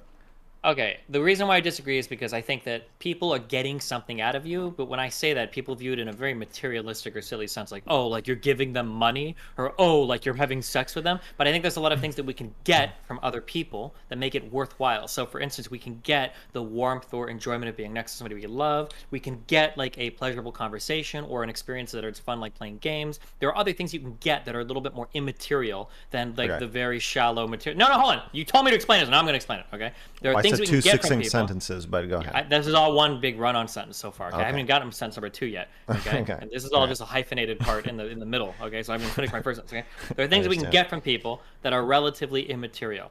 When all of the material and immaterial things disappear, I think it's very hard for people to want to stick around. Now, when I say that, again, people are like, oh, well, you can get money? Well, no, but like, let's say you have a friend and they're no longer nice to you. They don't treat you well. You don't have fun conversations. You don't play any games. You don't do anything. Eventually, you're gonna like ghost them or stop being friends with them because there's no point in it. You don't get anything from them. So that's what I mean when I say that like relationships are somewhat transactional, that you're getting something. But I don't mean it in like a very materialistic or shallow or vain sense. I mean that there are other things you get from people as well. Okay. Well, are you going to explain why you disagree? Or are you just going to say okay to me? Okay. No, no, no. That was different. Okay. That was okay. I'm getting ready. You. Okay. Okay. Okay. I don't know. I am gonna explain. There. Okay. Part of what I get from you Mm-hmm. is knowing that you're alive and that you're safe and doing okay. And so when you say, so I would call that caring about you. And then you being nice to me, you agreeing to let me interview you on stream, whatever else you do or have done for me. Those are things, you being interesting to talk to, those are all things I would say I get from you. But there's like a core of caring about your well-being, of caring about you existing. All That right. is, I would say, you could draw a line there and call that caring about you. Okay, so I'm going to ask for a level of intellectual honesty, knowing that you're incentivized to say something contrary. But I mean, I'll ask anyway. Let's say that you started messaging me, and I was like, I just have like okay or fuck off or like I don't care anymore. Okay, like I'm doing my shit. Like do your thing. Go make more pretentious YouTube videos. Like go stream. I don't care. Have fun. If I started to say that to you every time you messaged me, would you have some internal care for me indefinitely, or would that not fade over time as you realize, okay, well this is really shitty. Like all of these experiences are sucking. I'm not getting anything out of this anymore. The caring about the parts that I get from you, the things No, I get me. from You you. said there was some intrinsic, universal, immaterial care that you had deep for just me existing. Are you going to be like watching through the window to make sure I'm still existing in a happy manner, even if I don't even want you in my front yard anymore? Even if I'm like, if I'm never interacting with you, I don't have any positive experiences, no conversations. Like, is that still some part of you that's going to like forever be with me, monitoring my existence? There are people I have said I would care about forever who I don't anymore. Mm-hmm. So I know that's possible.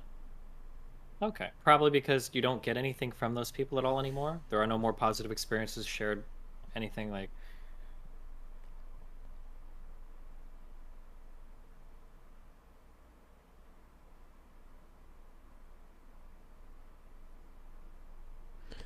I think I was a bit delusional about the nature of my relationships with them, Okay. and they betrayed me.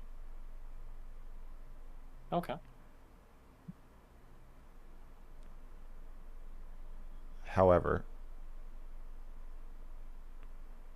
those were also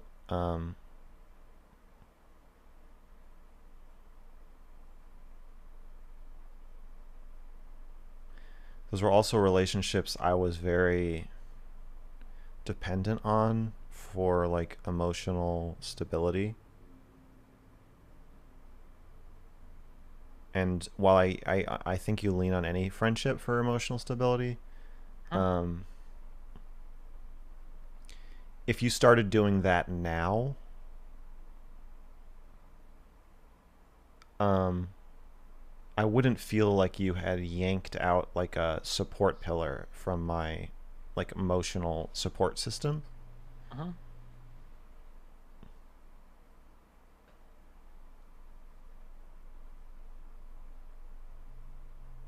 You know what? I don't actually, thinking about the people I'm talking about, I'm really angry at them, but I don't know that it's true that I don't care about them. Okay.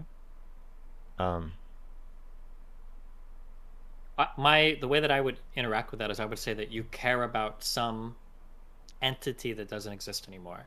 There was some past person or set of experiences that you enjoyed and you cared about that, but either the person changed or your perception of them changed such that whatever exists now is not something that you want to engage with anymore or have positive experience with. That's how I would view it. my perception of you includes the idea that you would suddenly become very cold and disinterested in talking to me. I don't think so. That's what they say.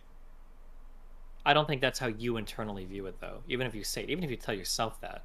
I think that if tomorrow, if I were to No, start... I would be shocked and hurt. I'm just saying I Yeah. don't think it's impossible. I would be very hurt. Sure, but your perception of me, the way that you would feel about me, would change following the function of what I do. And yet I with think you. I would still care about you. I think you would care about an idea of me that isn't necessarily mapped onto reality anymore. I think you underestimate how much what you've done for me means to me. I hope it means quite a bit. But like, say I think tomorrow, I think I could do worse. I think it, Say tomorrow I showed up and I murdered your girlfriend and I cut off your arm.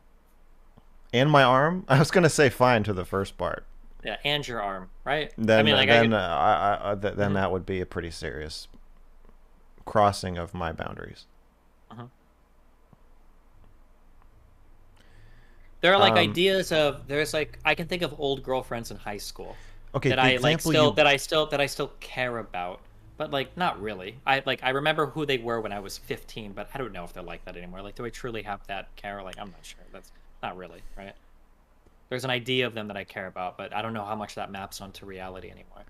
Okay, but the example you gave me is you being cold and distant and losing interest in talking to me or pushing me away somehow. My sense is that you do push people away. I've heard that and I have felt it a little. Not a lot. What do you mean you felt it? Like I'm doing it to you? Sometimes. Just a little. I offered to hop on and have the convo with you after the Lawrence Sutter thing. I agreed to do this. You're also often warm and don't. Yeah, I think I'm pretty communicative now. Yeah, but there is another part of you that is like.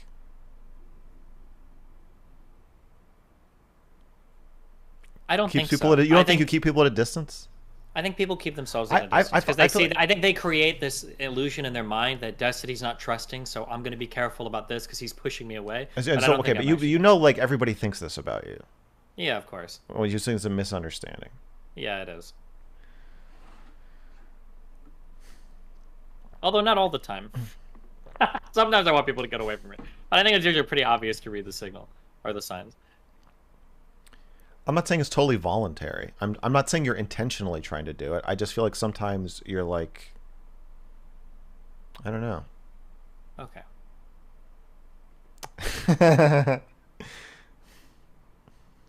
What your verbiage is confusing, but I understand what you're saying, right? Because when you say push somebody away, there's an intentionality there that is kind of implied. But you're just saying that by virtue of who I am, like I tend to push people away. I can probably agree with that, sure.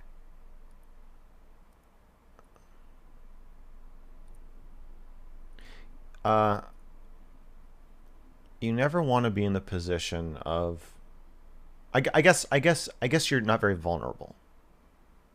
I'm not very vulnerable. Yeah, and so I think that leads to you're usually not in the position of being reaching out with the risk of being rejected.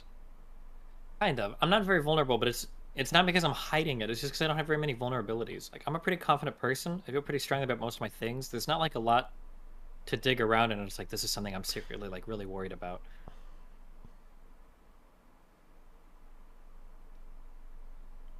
I think if I matched your level of reaching out to the other person, we Uh-huh. would we would settle at a more distant place.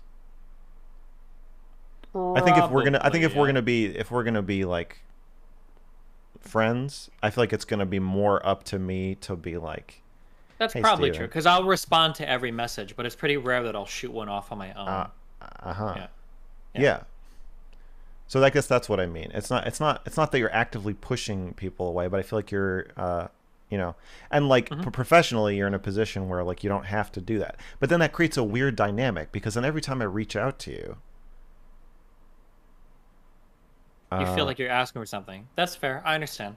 right. Yeah, that's not good. That's probably something I should work on personally because it gives people that impression. Yes, and that combined with the you know, professional situation, it's very that makes it harder. Sorry. And that combined with you thinking that people only care about what they can get from you, you can see why why I'm thinking about this. True. Could I ask you to reflect on that for like 2 minutes? Yeah. Okay, because I really just want to go downstairs and get a candy bar. I'm really hungry. Can I do that really quick? Be right back, okay? Hold on. Okay. This isn't me running away from the conversation, I promise. One sec. Okay. Let's check the chat.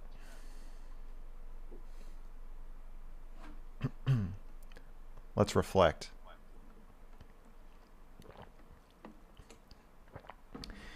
Candy bar sounds pretty good. Candy bar tactics.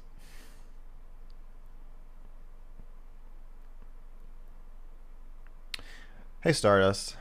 He's avoiding his emotions. That's what candy bars are for. Dr. K really does one-on-one interviews anymore. He did one this morning, motherfucker. He's very much capable of making content that isn't a therapy session format. Great. Okay, great. So then he should stop. Vaush.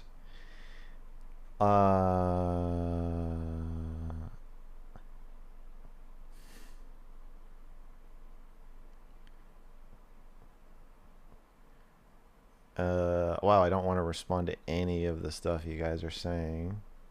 I'll laugh at it though. Uh,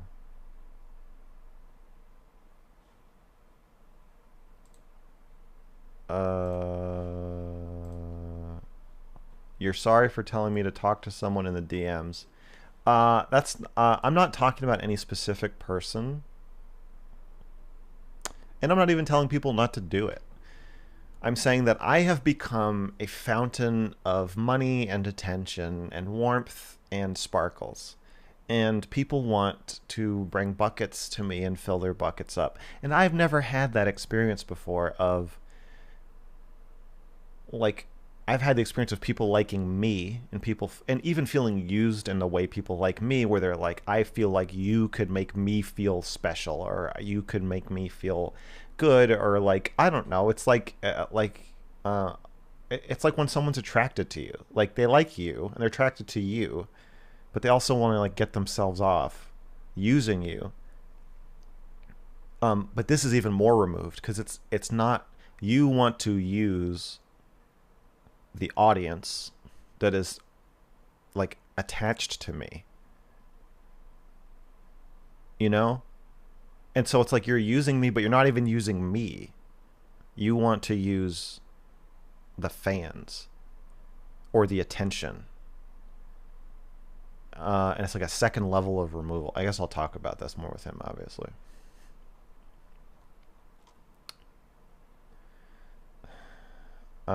Change your name to Mr. Soy. You're not reflecting if you're looking at chat. That's true. I don't think he really wanted me to reflect, though. I think he was just fucking with me.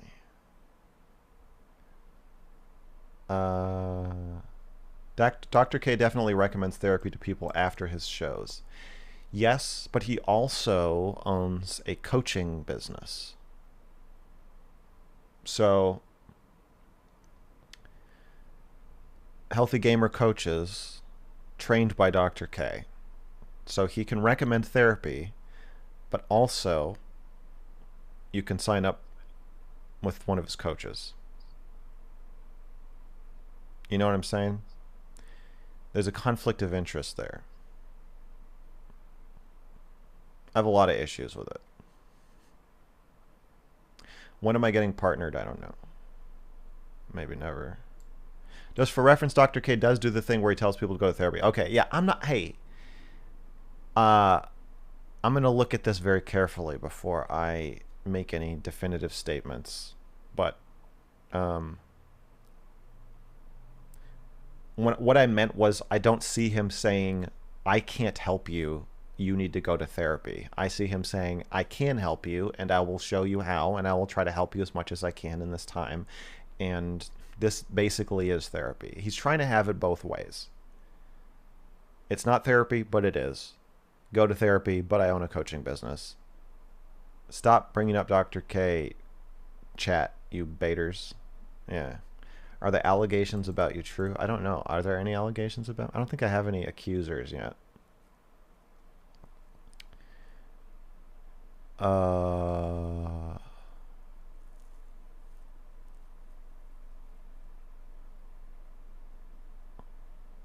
Play Halo with me. I should be fucking playing League of Legends when he gets back. You should go hide, and when he comes back, jump up and scare him. I don't think that's the right tone, Stardust. I don't think that's a good idea. Where'd you get your big water jug? The real questions. Amazon.com.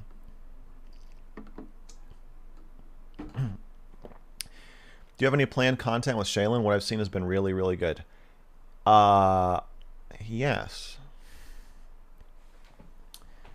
I had an idea. We were on a hike, and there was a picnic table looking desolate and lonely, and I was like, I know what we have to do. She agreed, and I just got these new LED lights. They're battery powered, so I can actually light it okay. I'm assuming you got rid of the Scarlet Red box of awfulness. No, I got a cloud lifter for the SM7B. It's not. This is actually my old mic. I used this. This is my I Kill Pedophiles mic, but for most of the album, I used the other one. Love my shirt. Thank you. A Shaylin original. Me crawling out of a cabinet naked from my video. I'm a YouTuber.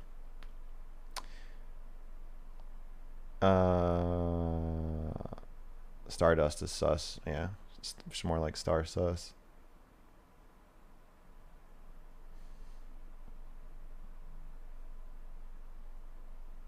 Please keep rejecting has infrared.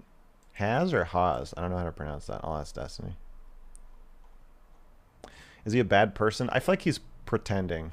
My sense is that he actually freaks out and then pretends it was a joke, and it kind of is and kind of isn't. I've done that before too, where you're like really mad, but it's also kind of funny. Even if Destiny became cold to you, would you still say that he would represent a valued ideal you want to see in the world? Yeah. I mean, I'm thinking about like my ex-wife. I care about her, and I want the best for her. Despite feeling extremely betrayed. So yeah, I feel like it's complicated. We're gonna have to talk a little bit more about it.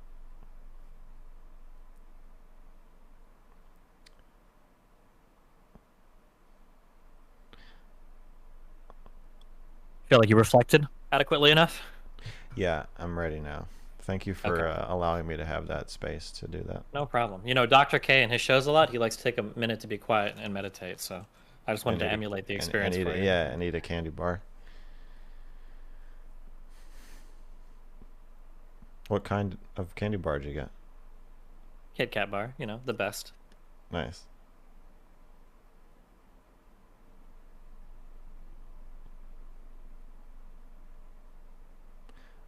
Okay.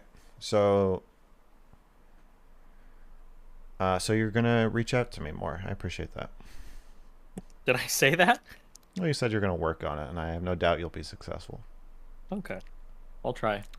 Yeah. I just had a lot of drama with an X on stream because he thinks I didn't reach out enough, so that was we'll see. Yeah. Do you want to talk about any? Everybody's in the chat is telling me to ask you about all the people who you know. They're telling me to ask you about.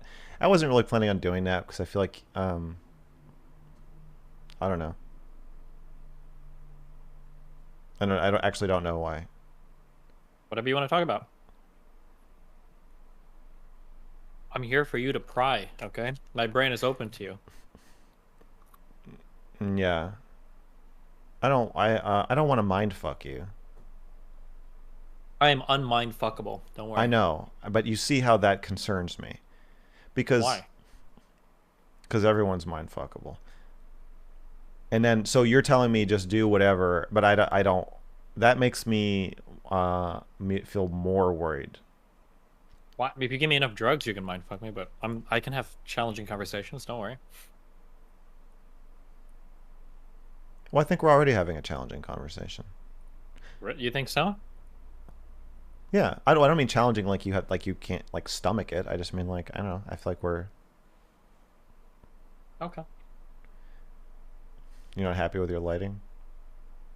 I keep having to turn the exposure to the camera up because the sun is setting. I was relying on a lot of the natural light. I have a smaller Yeah, lamp over there, but it's not adequate, so. yeah. But don't worry about it. Keep going.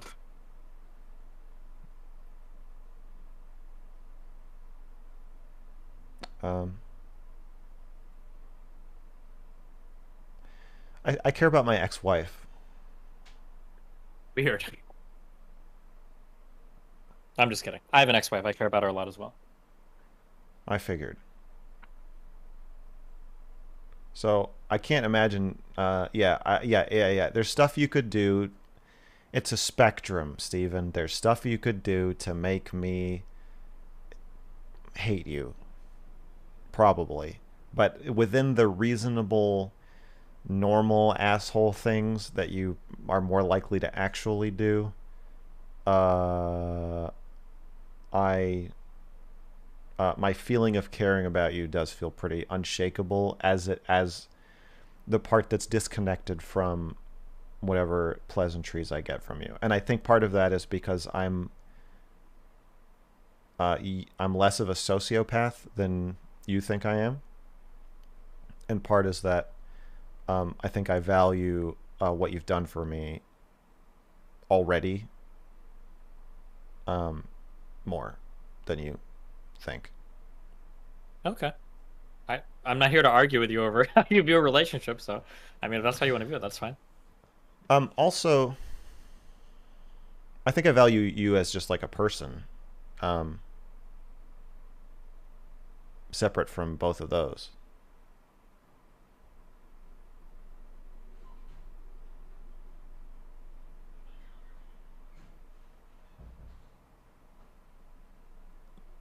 Okay, like that's good, I guess. Thank you for sharing.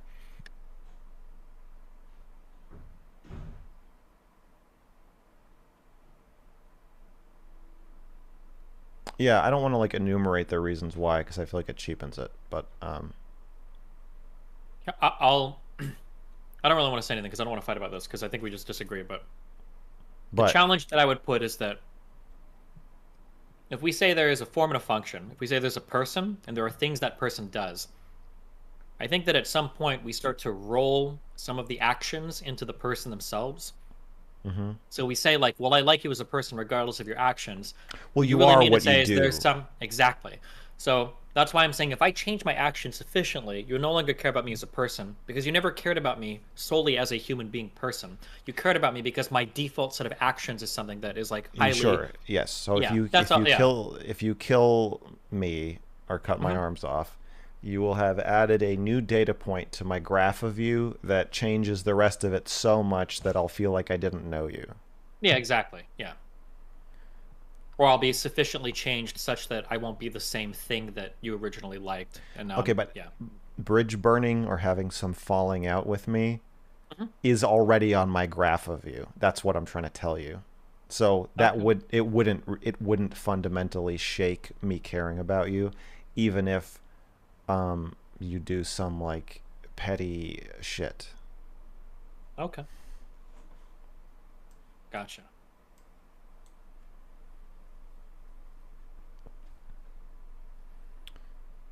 How do you pronounce Infrared's name? Haas or Has? Haas.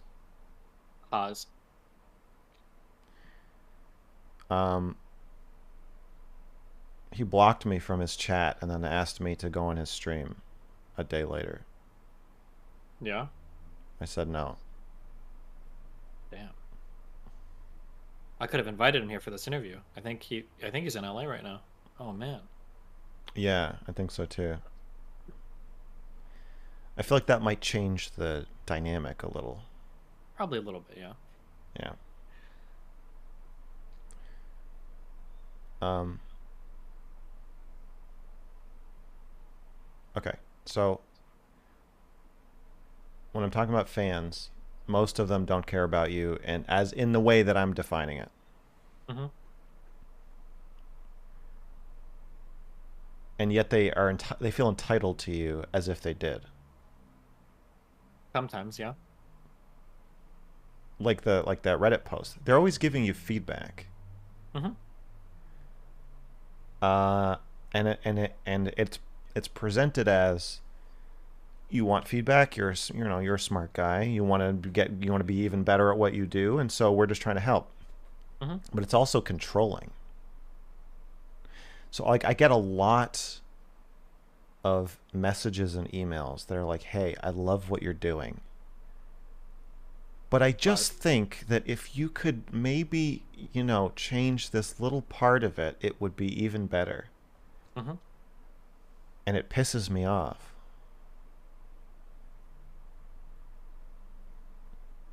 tell people that. Just say I don't want emails giving me content critique. I do what I do. Fuck you. And then people will stop emailing you about it, I guess, right? Yeah, yeah, maybe.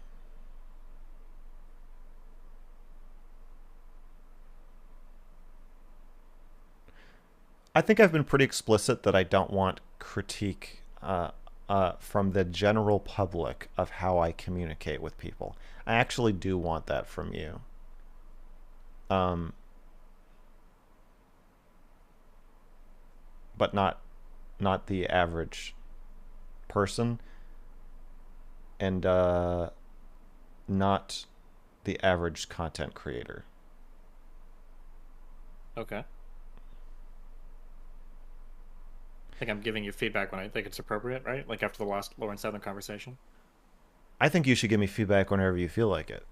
Well, sure. I mean, if things, but I don't have time to watch a bunch of streams all the time. So yeah. Well, I But think you should make time. No, I want to have a relationship with you where you give me feedback. I don't want that with people I don't know. sure, I understand. That's Like pretty normal. it's not true. It's not entirely true. I don't know what it is. It's not that I don't want feedback. It's The feedback has to come from a place of area, some place that you respect, where you think you're going to get something where the person has something worth saying. yeah, I don't want feedback from somebody who doesn't have a profile picture on Twitter and has 0 followers and Yeah. who I have no reason to who is just telling me their personal. It's like that's a comment. Hmm. I think that is fine in the comment section or the Hmm. chat. That's where that stuff should go. But it feels Yeah. like there's a certain entitlement of like let's like people ask me like to get in a Discord call so they can tell me how like what I'm doing wrong. Hmm. I assume this happens to you every 5 seconds. Yeah, I just delete them or tell them to fuck off. But how do you feel about it? even if I don't agree with the feedback that people give me, I think it's good to be aware of the feedback because it shows that people are perceiving me in a certain way, and I want to be aware of how people are perceiving me because it's pretty important to Right. what I'm trying to do. Yeah. Okay, but how do you feel? Yeah, yeah, yeah. That's why I don't tell people to fuck off. But why? But how do you? Does it bother you? No, I Okay. intellectualize most of the external, nothing emotion. It's very hard to emotionally get to me from outside of a very, very, very narrow set of people. Yeah. You can make me angry. I'll get mad when people say dumb shit, but Your paranoid view that everyone is sociopathic is okay. reinforced by the way you have set your life up, and you have now made it true. Okay. I That disagree with like all three parts of that, but okay. that now there are hundreds of thousands of people, if not more, Hmm. who behave toward you in the exact way that you think other people are. Do you get what I'm saying? Like you're like, oh, people don't care about you. They only care what they can get from you, which is what a fan is. But now because you're like okay with that or you even expect it, it has allowed you to emotionally weather creating that nightmare, and now it's true. You've made it come true. So now 99% of the people you interact with on a day-to-day basis actually only care about what they can get from you. That's not normal. But now it's everywhere. And now it's happening to me. I can see I'm like I these things happen to me and I'm like, wow, I can see why Steven is the way he is. I can see what happened to him. But I know that I think it's a chicken or the egg thing. I know that you also came to think this before this all happened. Yeah, this was because I felt this way for the vast majority of my life, way before I I know, ever but got into any streaming stuff. it's allowed you to stomach. So the way that I see it is I have ways of viewing the world and I have ways of viewing people. And insofar as the ways I view people allow me to make accurate predictions about the behavior, I'll continue to believe those things. If I were to run up against a whole bunch of people that defied my expectations, I'd probably change the way that I view those people in general, I but know, that but hasn't happened. you see what I'm saying? You're reinforcing your No, I don't expectations. agree with that. I understand why. Oh shoot, hold on for a second. Okay.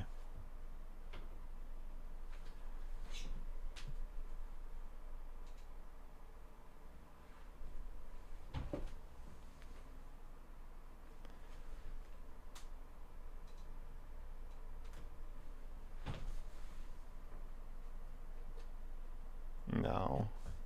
Okay, I think that it might be that the conversation is gonna break here, or because you're convinced of something that is not true, but I don't know if I can Okay. move you off of it, and I understand why. So hold on, wait.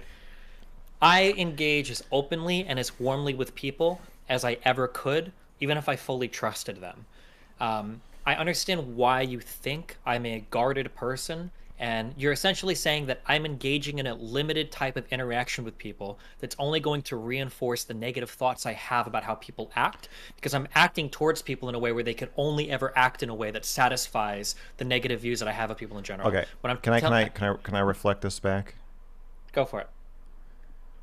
You are a guarded person and not trusting, but you have a simulation of how you would act if you were trusting running in your brain and you make decisions based on that. No, I associate with people in ways that I think are entertaining, and I don't care. I don't think about this thing. I understand that you want to talk about this thing and you want to I talk about how I do. think about this thing. I don't think about this thing. I Like know. I you're trying know. to have a I'm not conversation with saying me you that I think don't about it. internally. Yeah. So like I'm when I saying it's saw your happening. content, I never made the calculation of what are the chances that he's going to backstab me. What are the like?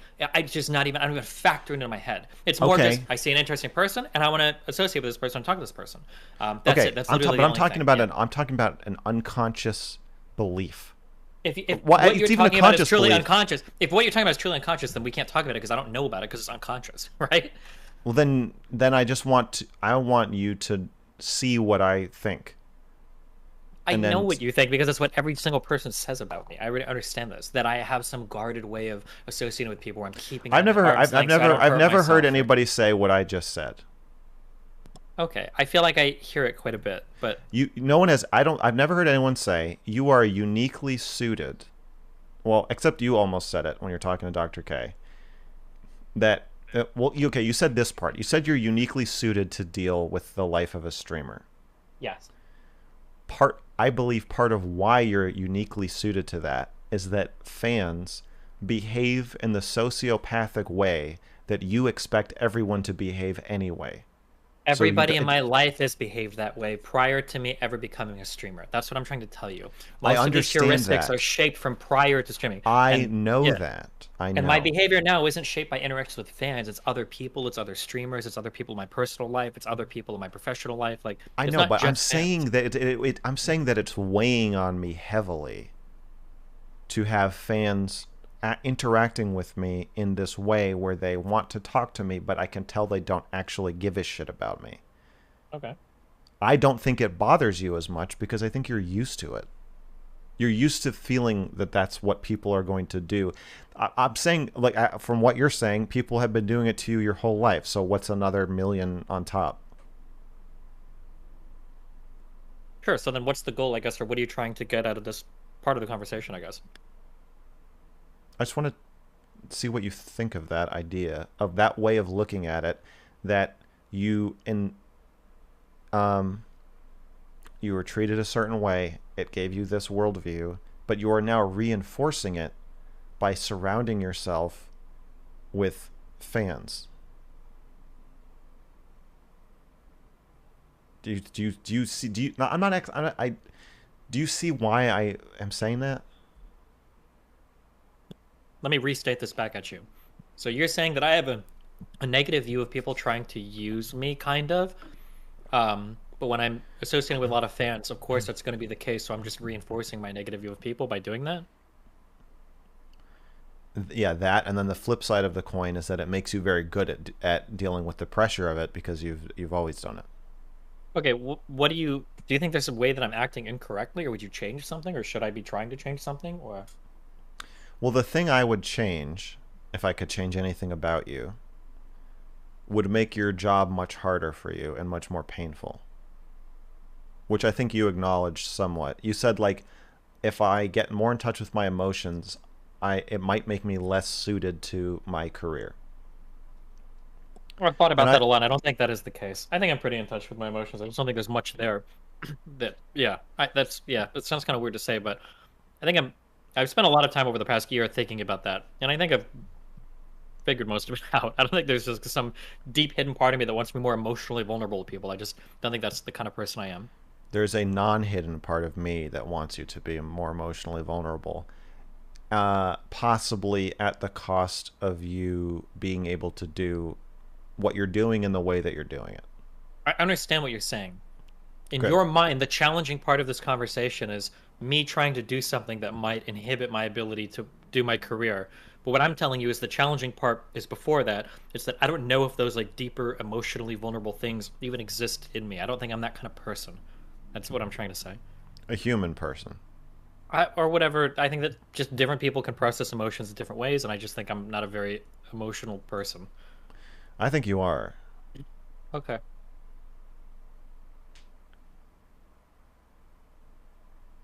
Well, we can't really. I don't know how we resolve disagreements over who I think I am, but I don't know if we have to. okay. Well,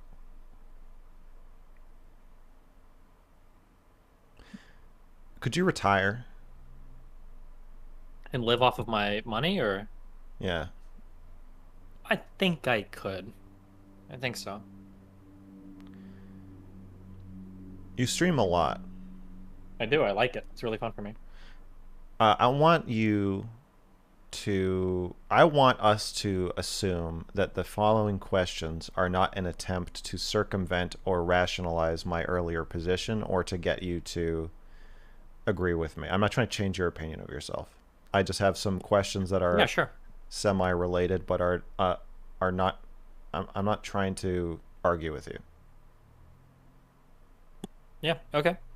Okay, you stream a lot because you like it. Yeah.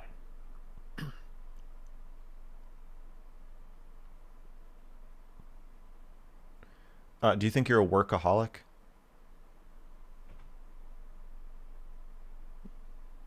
It's I think so. Yeah. I spend a lot of time working, and when I'm not working, I get a little bit worried sometimes. So probably yeah. What do you get worried about?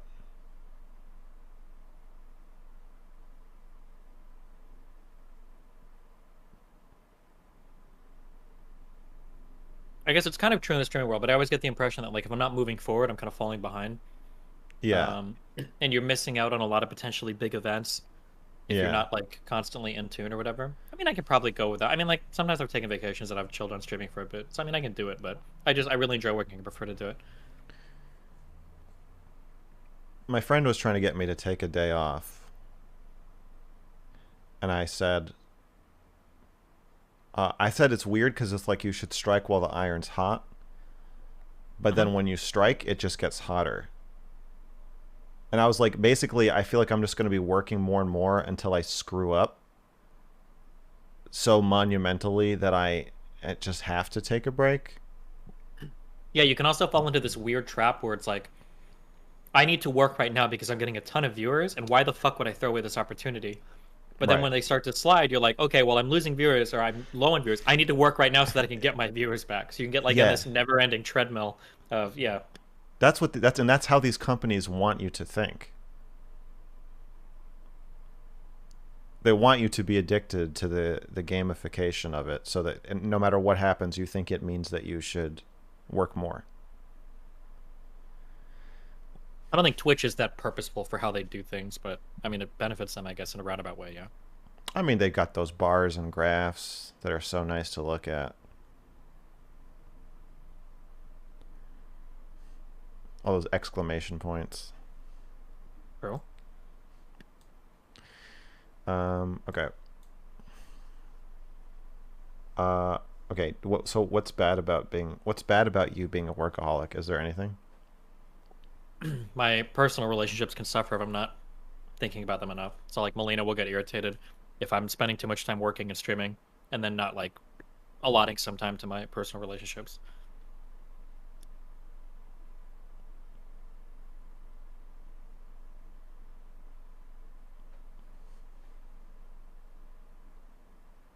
Do you play any other games other than League? Usually like resource management games. Sometimes I'll play like single player games. It just depends on what's going on. Like what?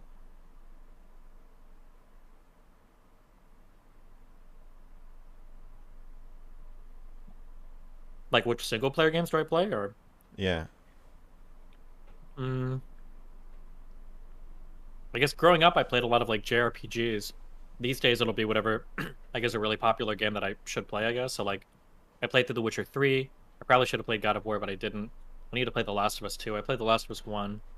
I'm a I don't big know. fan of Whatever like Last of Us too. okay. Yeah, whatever the I guess whatever's like popping at that point in time, yeah. I played through Cyberpunk. Oh god, yeah.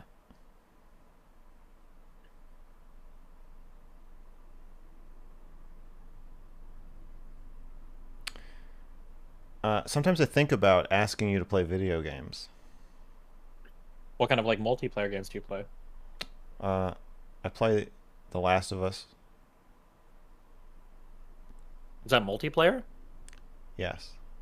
It's the best multiplayer of any video game ever.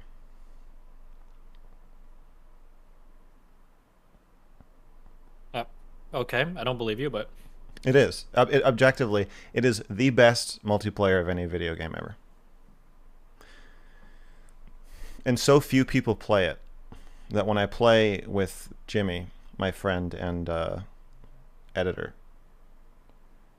my no man, we join separately so that we can be on separate teams. Like we'll get put in the same match, and so few people play it that it takes like 2 minutes to get. It's like there's only ever like 30 people playing it at any given time, but they're always playing it, and like you'll play against the same. There's people I've been playing against for like for 6 years, just the same names, all maxed out on everything. wait, The Last of Us 2? The Last of Us 1. Oh, that game had a multiplayer. Oh, okay. Apparently, a lot of people in chat are saying it was actually really good. So, It is still at it's currently. what is it? Is it are like some of you zombies and some of you are people, or No, it's 4v4. It's like chess, you have to think very strategically. Like if you walk into a room and there's two people in the room, like you're gonna die 100%. There's nothing you can do. There's no quick scope in your way out of anything. And it's incredibly brutal and gory. Like I think it's the most violent multiplayer of any probably mainstream game that I've ever seen. Okay, interesting. I play Smash. I don't play that game at all. I started playing Halo. I need to play that game. Maybe we should play some Halo, but I want to play it off stream. So I was gonna say, I think of asking you to play video. Off stream. Man. So this is the workaholic. A true workaholic would not want to play video games off stream. This is like free money just on the floor. Why would you do that? Because life isn't all about money. You're killing like 3 birds with 1 stone by doing that, though. No. No. That's how workaholics think. You just think, well, I could just flip the camera on and be working at the same time. But it's not really the same. But if we just play Halo, like for fun. I mean, I can still play for fun on stream. No. No, not really. No. I don't think so. Streaming is fun, but it's not. It's like camming. Like I like jerking off. And sometimes I like filming it, but it's not the same thing. You know? I understand what you're saying. If you're trying to get me to play games off stream, that's a monumentally tall order. It's a big step, I know. So I haven't asked you, but I'm asking you now. I think we should play video games together off stream sometime.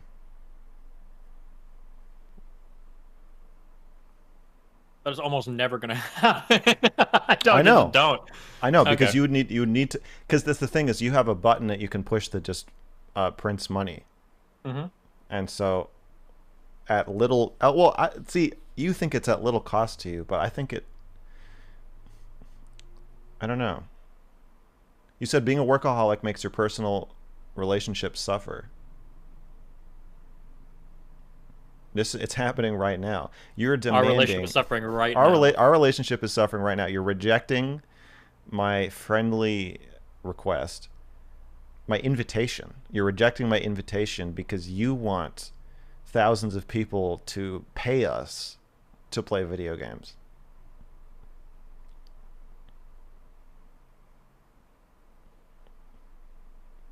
If you want to play video games off stream with me, your best chance is when I do my next Rust server. Sometimes I'll play that off stream because if I stream it, people will fuck with me. That's your best shot. All right, I'm in. We can do it on your terms, Steven. That's well, fine. Are you good at like Rust? Have you ever played before? Are you good at shooters? I'm good at video games. Okay, you have to qualify that because I was a professional video game player. Okay, so I am good at video games. What do you mean when you say you're good at video games? I'm pretty good at video games. I don't know. Although I'll say I haven't played with a keyboard and mouse since high school.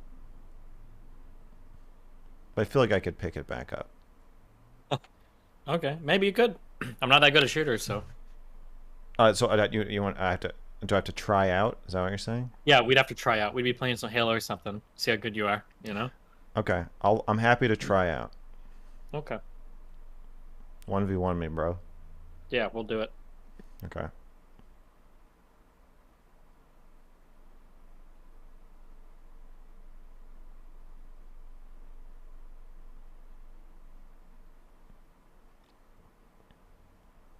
My friends who I play video games with would be very upset if I insisted on streaming it. Well, I mean, they're not public people. I could understand that, yeah. You are not acknowledging that allowing the masses to participate and pay you drastically changes the nature of what you're doing. It doesn't for me, but I understand why you think it might. Okay. I accept the dead end. Okay.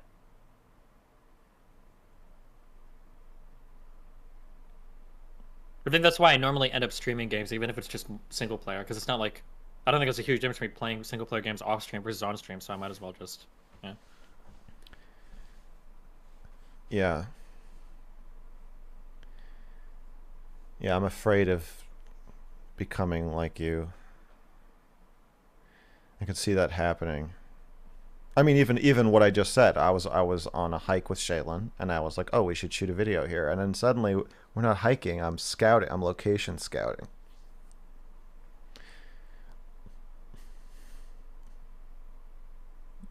Does Shaylin complain a lot about that?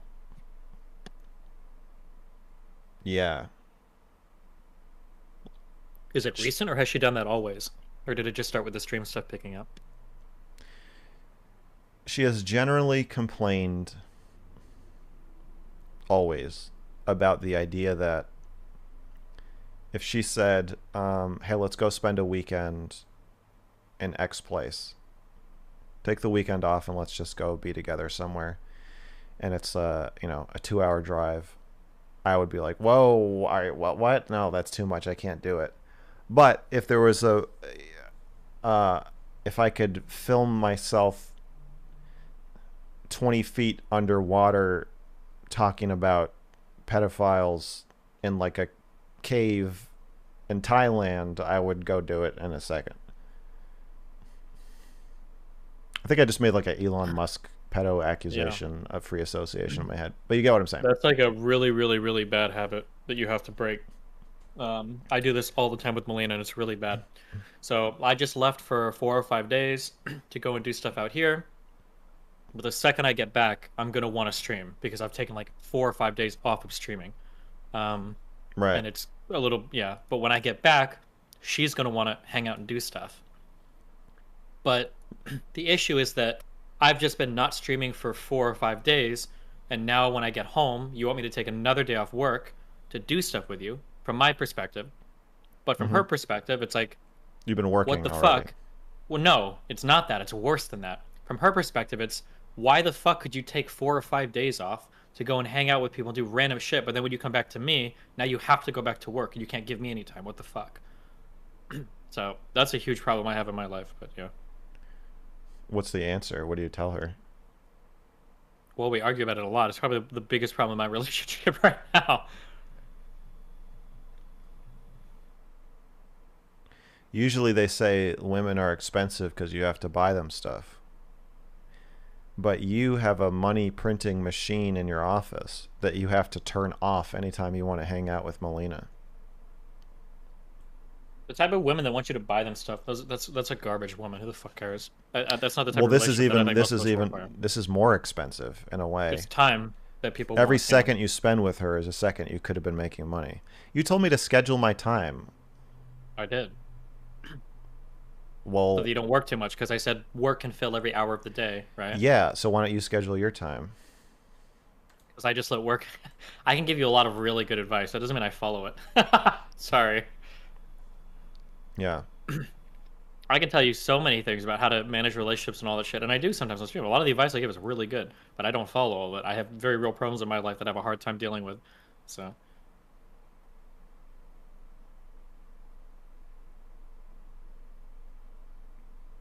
I think you should schedule your time.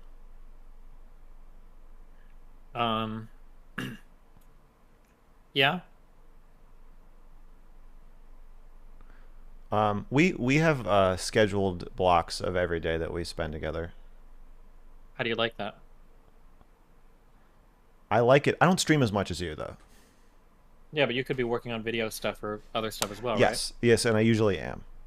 But it's easier to stop and start. What do you do during your scheduled time? And are you entertained while you're doing it? With her? Mm-hmm. Fight. But like, you schedule time to just fight every day? Well, no, we schedule time to spend together, and often we end up fighting, or we watch stuff. We eat, talk. We go on walks. We're like a 60-year-old couple. Okay.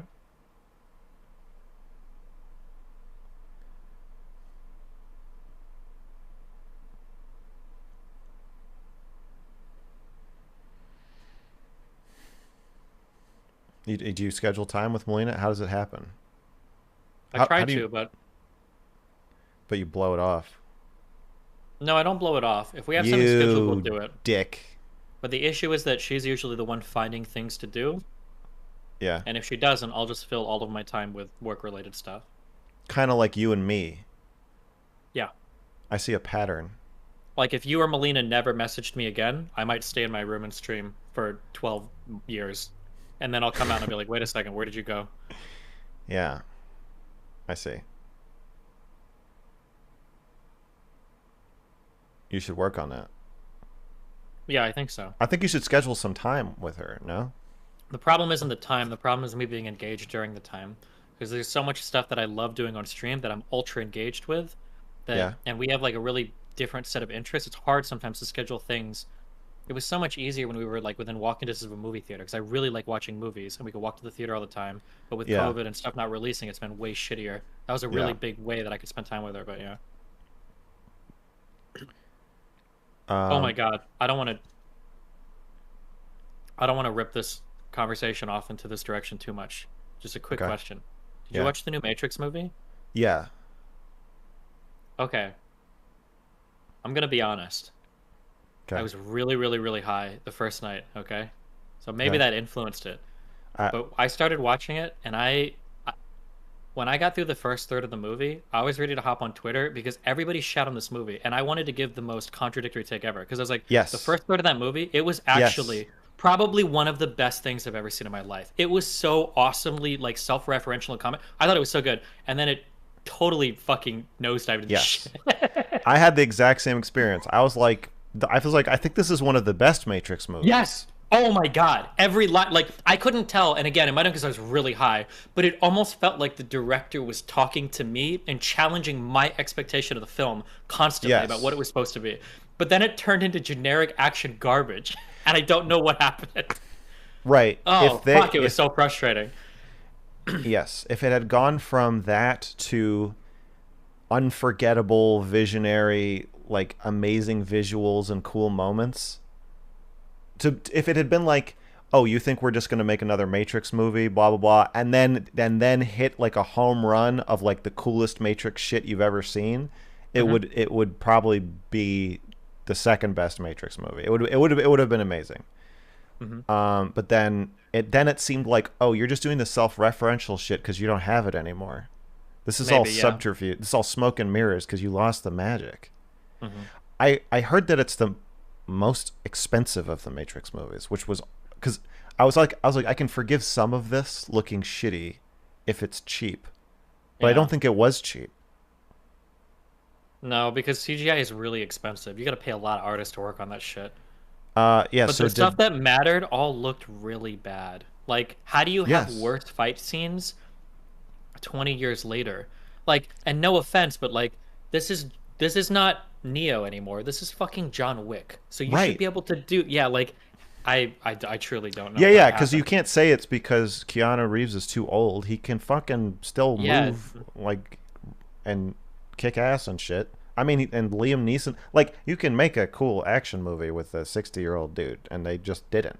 Especially with all those, Well, look at Liam Neeson or whatever, right? Yeah. But I went to sleep because I couldn't finish watching it all, but I went to sleep like I was so excited the next day. I was like, we got to finish it. As soon as we wake up, we got to finish that movie because I think everybody is wrong about it. I think it actually is like a gem. I think it's such... And then halfway through, I was like, oh no, it's nosediving into like a worse than generic action movie, and then it turned into utter garbage. I'm like, what the fuck?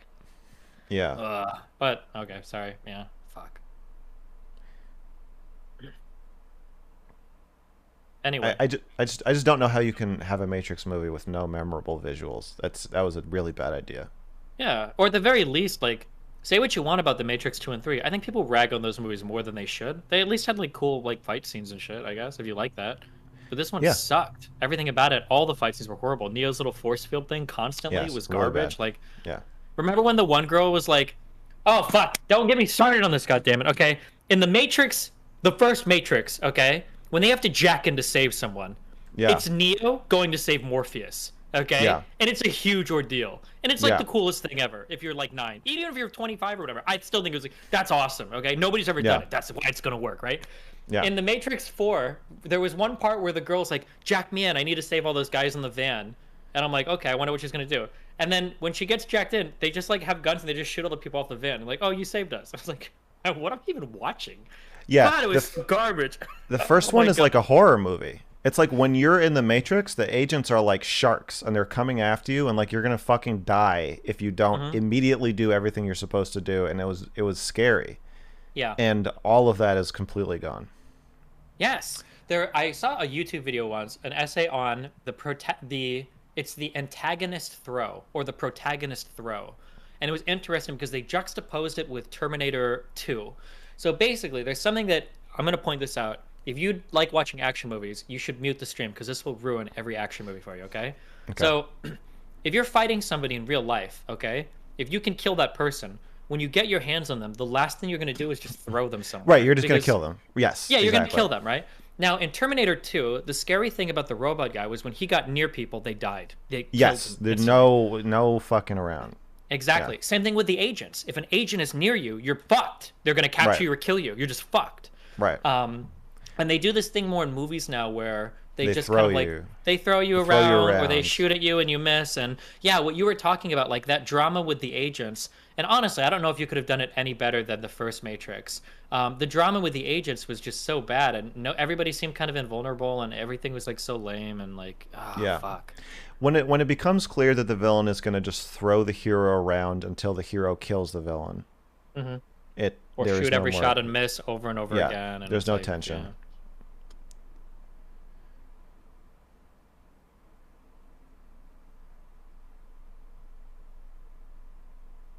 Yeah. Yeah. Okay, so you don't go to movies anymore. Well, because there haven't been very many coming out. They're starting to again, though. I want to see Scream 5, but Yeah.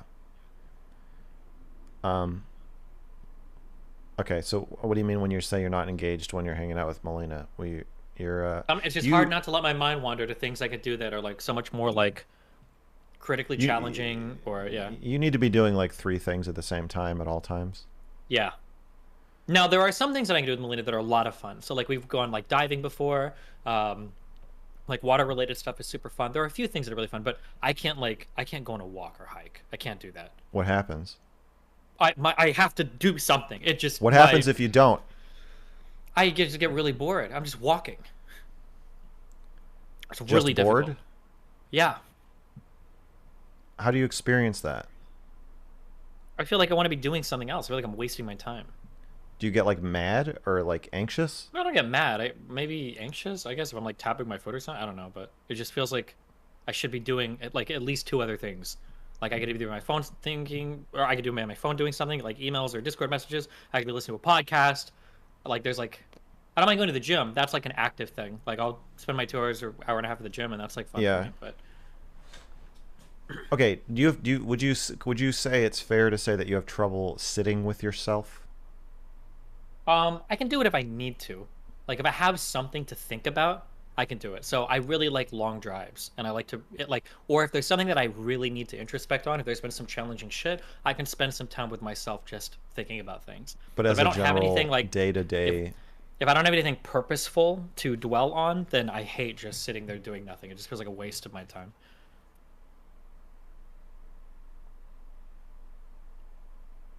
okay, so whatever you're saying to Melina, you also say to yourself, like, hey, if you want to have a meeting and we have something to do or something to discuss, we can hang out. But if not, I got shit to do.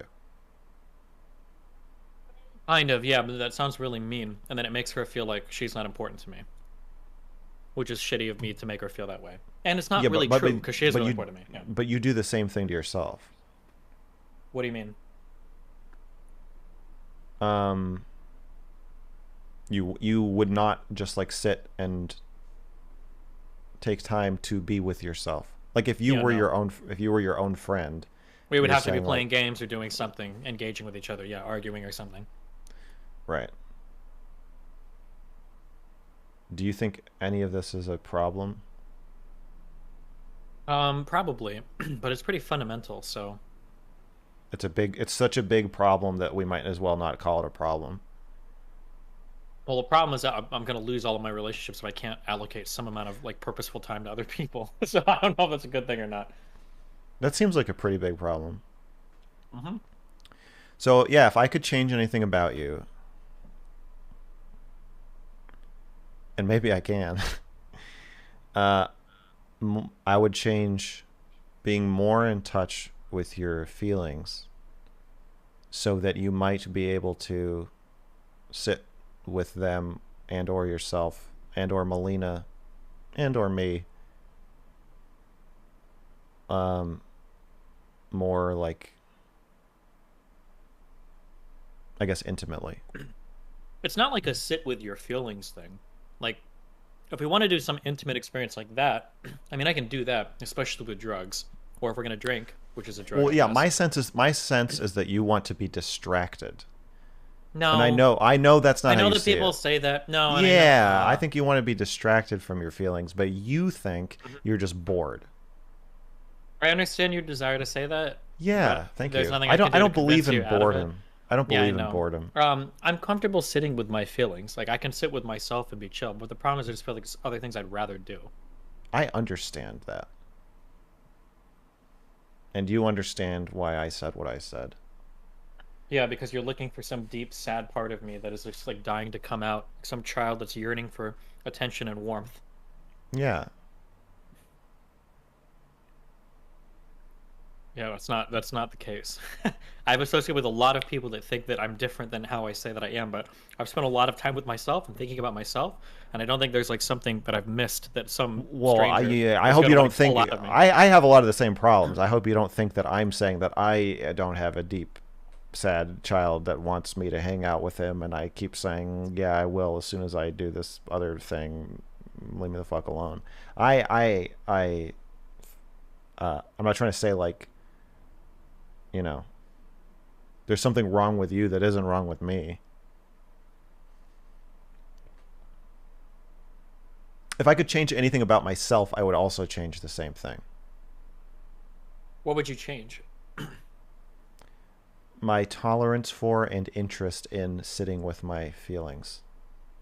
I feel like I can sit with my feelings if I need to. It's just Well, boring. you okay, but I'm defining you okay. I'm defining being bored, checking my phone every 5 seconds, blah blah, all this shit. Not like when Shaylin says, "Hey, there's a fair, there's like a farmer's market on Saturday," and I start having a heart attack. Mm-hmm. I don't think that's because I'm bored. I don't think it's because I don't want to hang out with Shaylin. It's because I don't want to hang out with me. And Oh, okay. when I start That's thinking like, I God, understand. what the fuck am I You gonna might do? have, yeah, you might have those feelings, but you are projecting hard onto me. I do not feel that way. If I somebody were to tell me there's a understand. thing going on Saturday, I'm not thinking like, oh my God, I don't want to hang out with me. I do like to hang out with Melina, but what I'm thinking is like, I could be grinding League. I could be I doing know. like political stuff on stream. I I could be like, know. there's I like a know what you. million more ways that are, yeah. I hear you. I don't believe. I think you're lying. No, I don't think you're lying. I just think you're You wrong. do. You think I'm No, no, lying to no. myself? Yes. Yes. Yes, you Well, do. no. No, I you think do. You do. You think I'm lying to myself that I think actually I have you're. an intense discomfort with my own feelings of being I with think you're myself, wrong. I think you're hmm wrong about yourself. I don't think you're lying. which is another form of lying to yourself, right? Yes, but I want to make it clear that I don't think that you. You want to soften the blow so I'm less hostile towards your criticisms. No. This is going to make you more hostile. I think you'd Oh, rather be okay. called a liar than be called uninformed. Maybe. I Probably don't because know. lying sounds a little Maybe bit more not. purposeful. Lying sounds a little bit more Machiavellian. I like that more than being dumb. Right.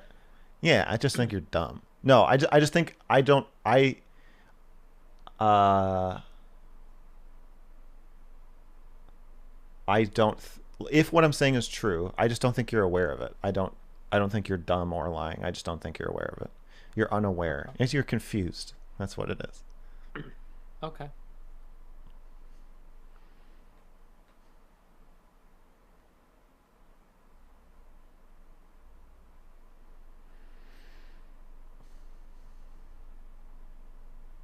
Well, you asked what I would change, so that's my answer. Okay. I just want what's best for you. Think so? Or do you want me to be the best version of myself I can be for you? Because all of this was framed initially through me reaching out to you spontaneously to play games offline. You say that like it's the most disgusting thing you've ever said. No, I want what's best for you. Okay.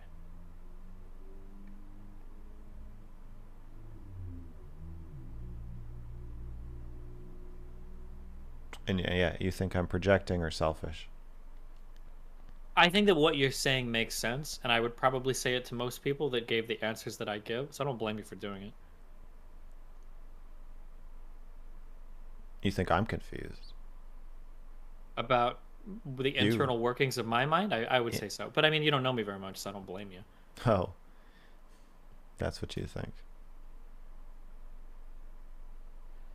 Listen, I've done a lot of drugs, okay? Done a lot of exploring of my I of know. the inner workings of my mind, all right? I I've know you seen what's have. in there, all right?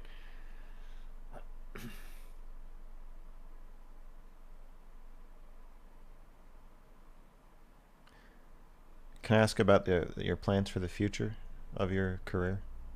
I kind of just do it day by day. I really enjoy what I do. If I do this until I'm 60 or 70, I'd probably be happy the whole time. I might have more political aspirations in the future for like doing different stuff to help campaigns, but the last time I did it, it exploded hardcore. So I don't know. Maybe we'll see. I think about running for office sometimes. Yeah, Yeah.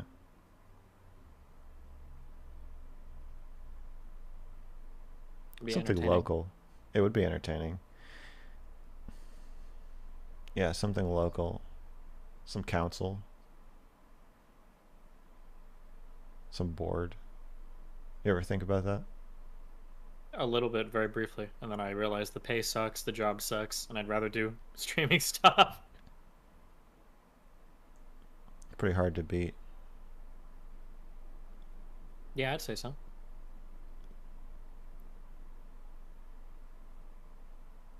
60 or 70, would you be retiring or you would be. I mean, I figure at some point your body is not going to work with a computer well. Either it's going to be hard to see, or you get arthritis or something. Maybe I don't know. I don't think you'll have to sit to stream at that point. I think you'll be able to. Do it from I your think you'll be able to brain. have a little drone that it does whatever the fuck you want it, or it does whatever it thinks you want it to do, following you Yeah. around at that point if you want. I don't Or think that's going to be a problem. maybe I'll have Elon Musk's Neuralink. You know, who knows?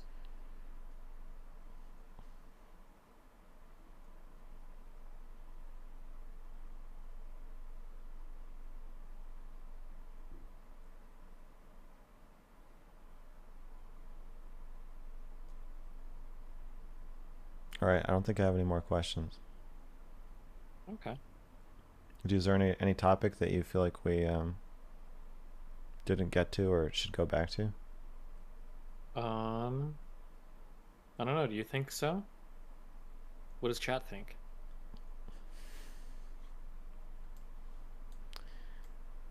Why are you constantly being so Being so awkward? awkward. Yeah, I see Yeah, that guy.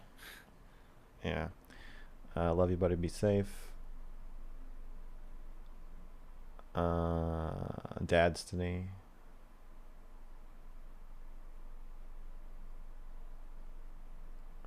Ask him about Anna. Yeah, It's my not chat. Anna. It's Anna. Don't say Oh, and Anna. I don't know why people fucking call her that. Yeah. oh, I feel like Anna is two N's. And it's not true. No, it's That a fake name anyway. But okay. Yeah, my chat's always trying to trick me into talking to her. And then inevitably I get like 5 DMs that say Destiny's going to be really pissed off at you if you do that. Don't do that. And then I've actually never really looked into it, and I'm just like, okay, well, hey, I don't know what's going on, and I don't want to know. okay. Okay. Okay. Uh,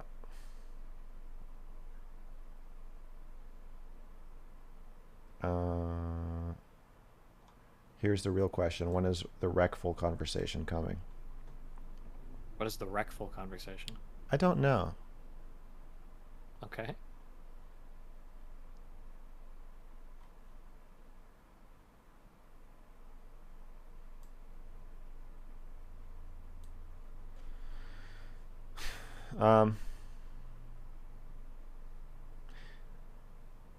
Reckful is the topic that we talked about the least. Okay. Does that mean you'd like to explore it more, or I'm very I'm worried about exploring it more. why, or what way? What worries you? It's a sore subject For you? Why? for you Why would it be a sore subject for me? because it's upsetting. Why? It's not like I pushed him. What do you mean? That's not what I meant. There are so many things that have happened in my life. I'm totally fine talking about whatever you want to talk about. But you don't believe me when I say that. No, Yeah, I don't believe because you when you say you're totally fine, because you always say you're totally fine. If ever once you Yeah. said I'm not totally fine, then I would fucking believe all the other times. But you never said it, and you're never going to. Maybe. I don't know how to. Yeah, I guess that's a big problem I have. When you see that I intersect with women that end up getting weird delusions about me, it's because of this. It's because people think that, no, you must be lying about this, or oh, you are this way, and I'm not. I'm totally honest with who I am. Why the fuck would I lie? Why? Okay, let's explore this. Why would I lie to you about whether or not I'm adversely affected by something that happened in my past? I don't think you're lying. Okay, you think I'm engaged in a level of self-deception then? I just think you're a bit disconnected from your feelings. Okay, I mean, I'm sad he's dead. Like, I wish he was still somebody I could talk to. It's not like I'm not like, oh, it's cool that he's gone. Like, that makes me feel better about it or something. Like, I'm not. I don't lie to myself about it, I know what the point of contention is. Is it a sensitive subject? No, I don't think so at all. I know. That's why I'm afraid to talk about it with you. Why would that make you afraid to talk about it? Because I feel like it has to be. And if you're going to say it's not, then I feel like you are just letting us slash away at your insides, and that's I don't want to do that. Why would I endure that? Why would I subject myself? Because you can't feel it. But then what is the? Okay, well, that's how you feel. You're the meme. I'm an empath. Yes. I can tell what you're feeling simply by deciding that you're feeling that way. Yeah. Okay. No, I'm scared. And that's what you're feeling. Out of an abundance of caution. Why? If Well, I'm the we're only going to talk person, about it, I want to talk about I'm it the- very carefully. I'm the only person that you're going to be able to talk to on this platform that can navigate these types of topics without getting severely, like, emotionally distraught over it. But What you I'm don't concerned believe that. about Yeah.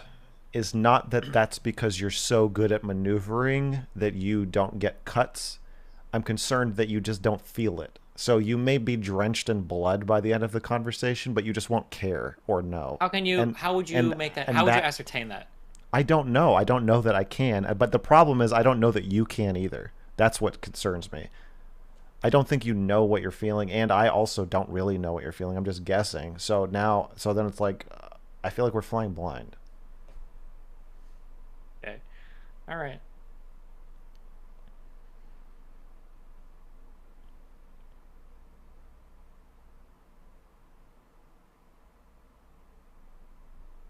Is there anything else you'd wish to explore then? Hopefully something that doesn't secretly leave me wounded and scarred in a way that neither of us can actually perceive.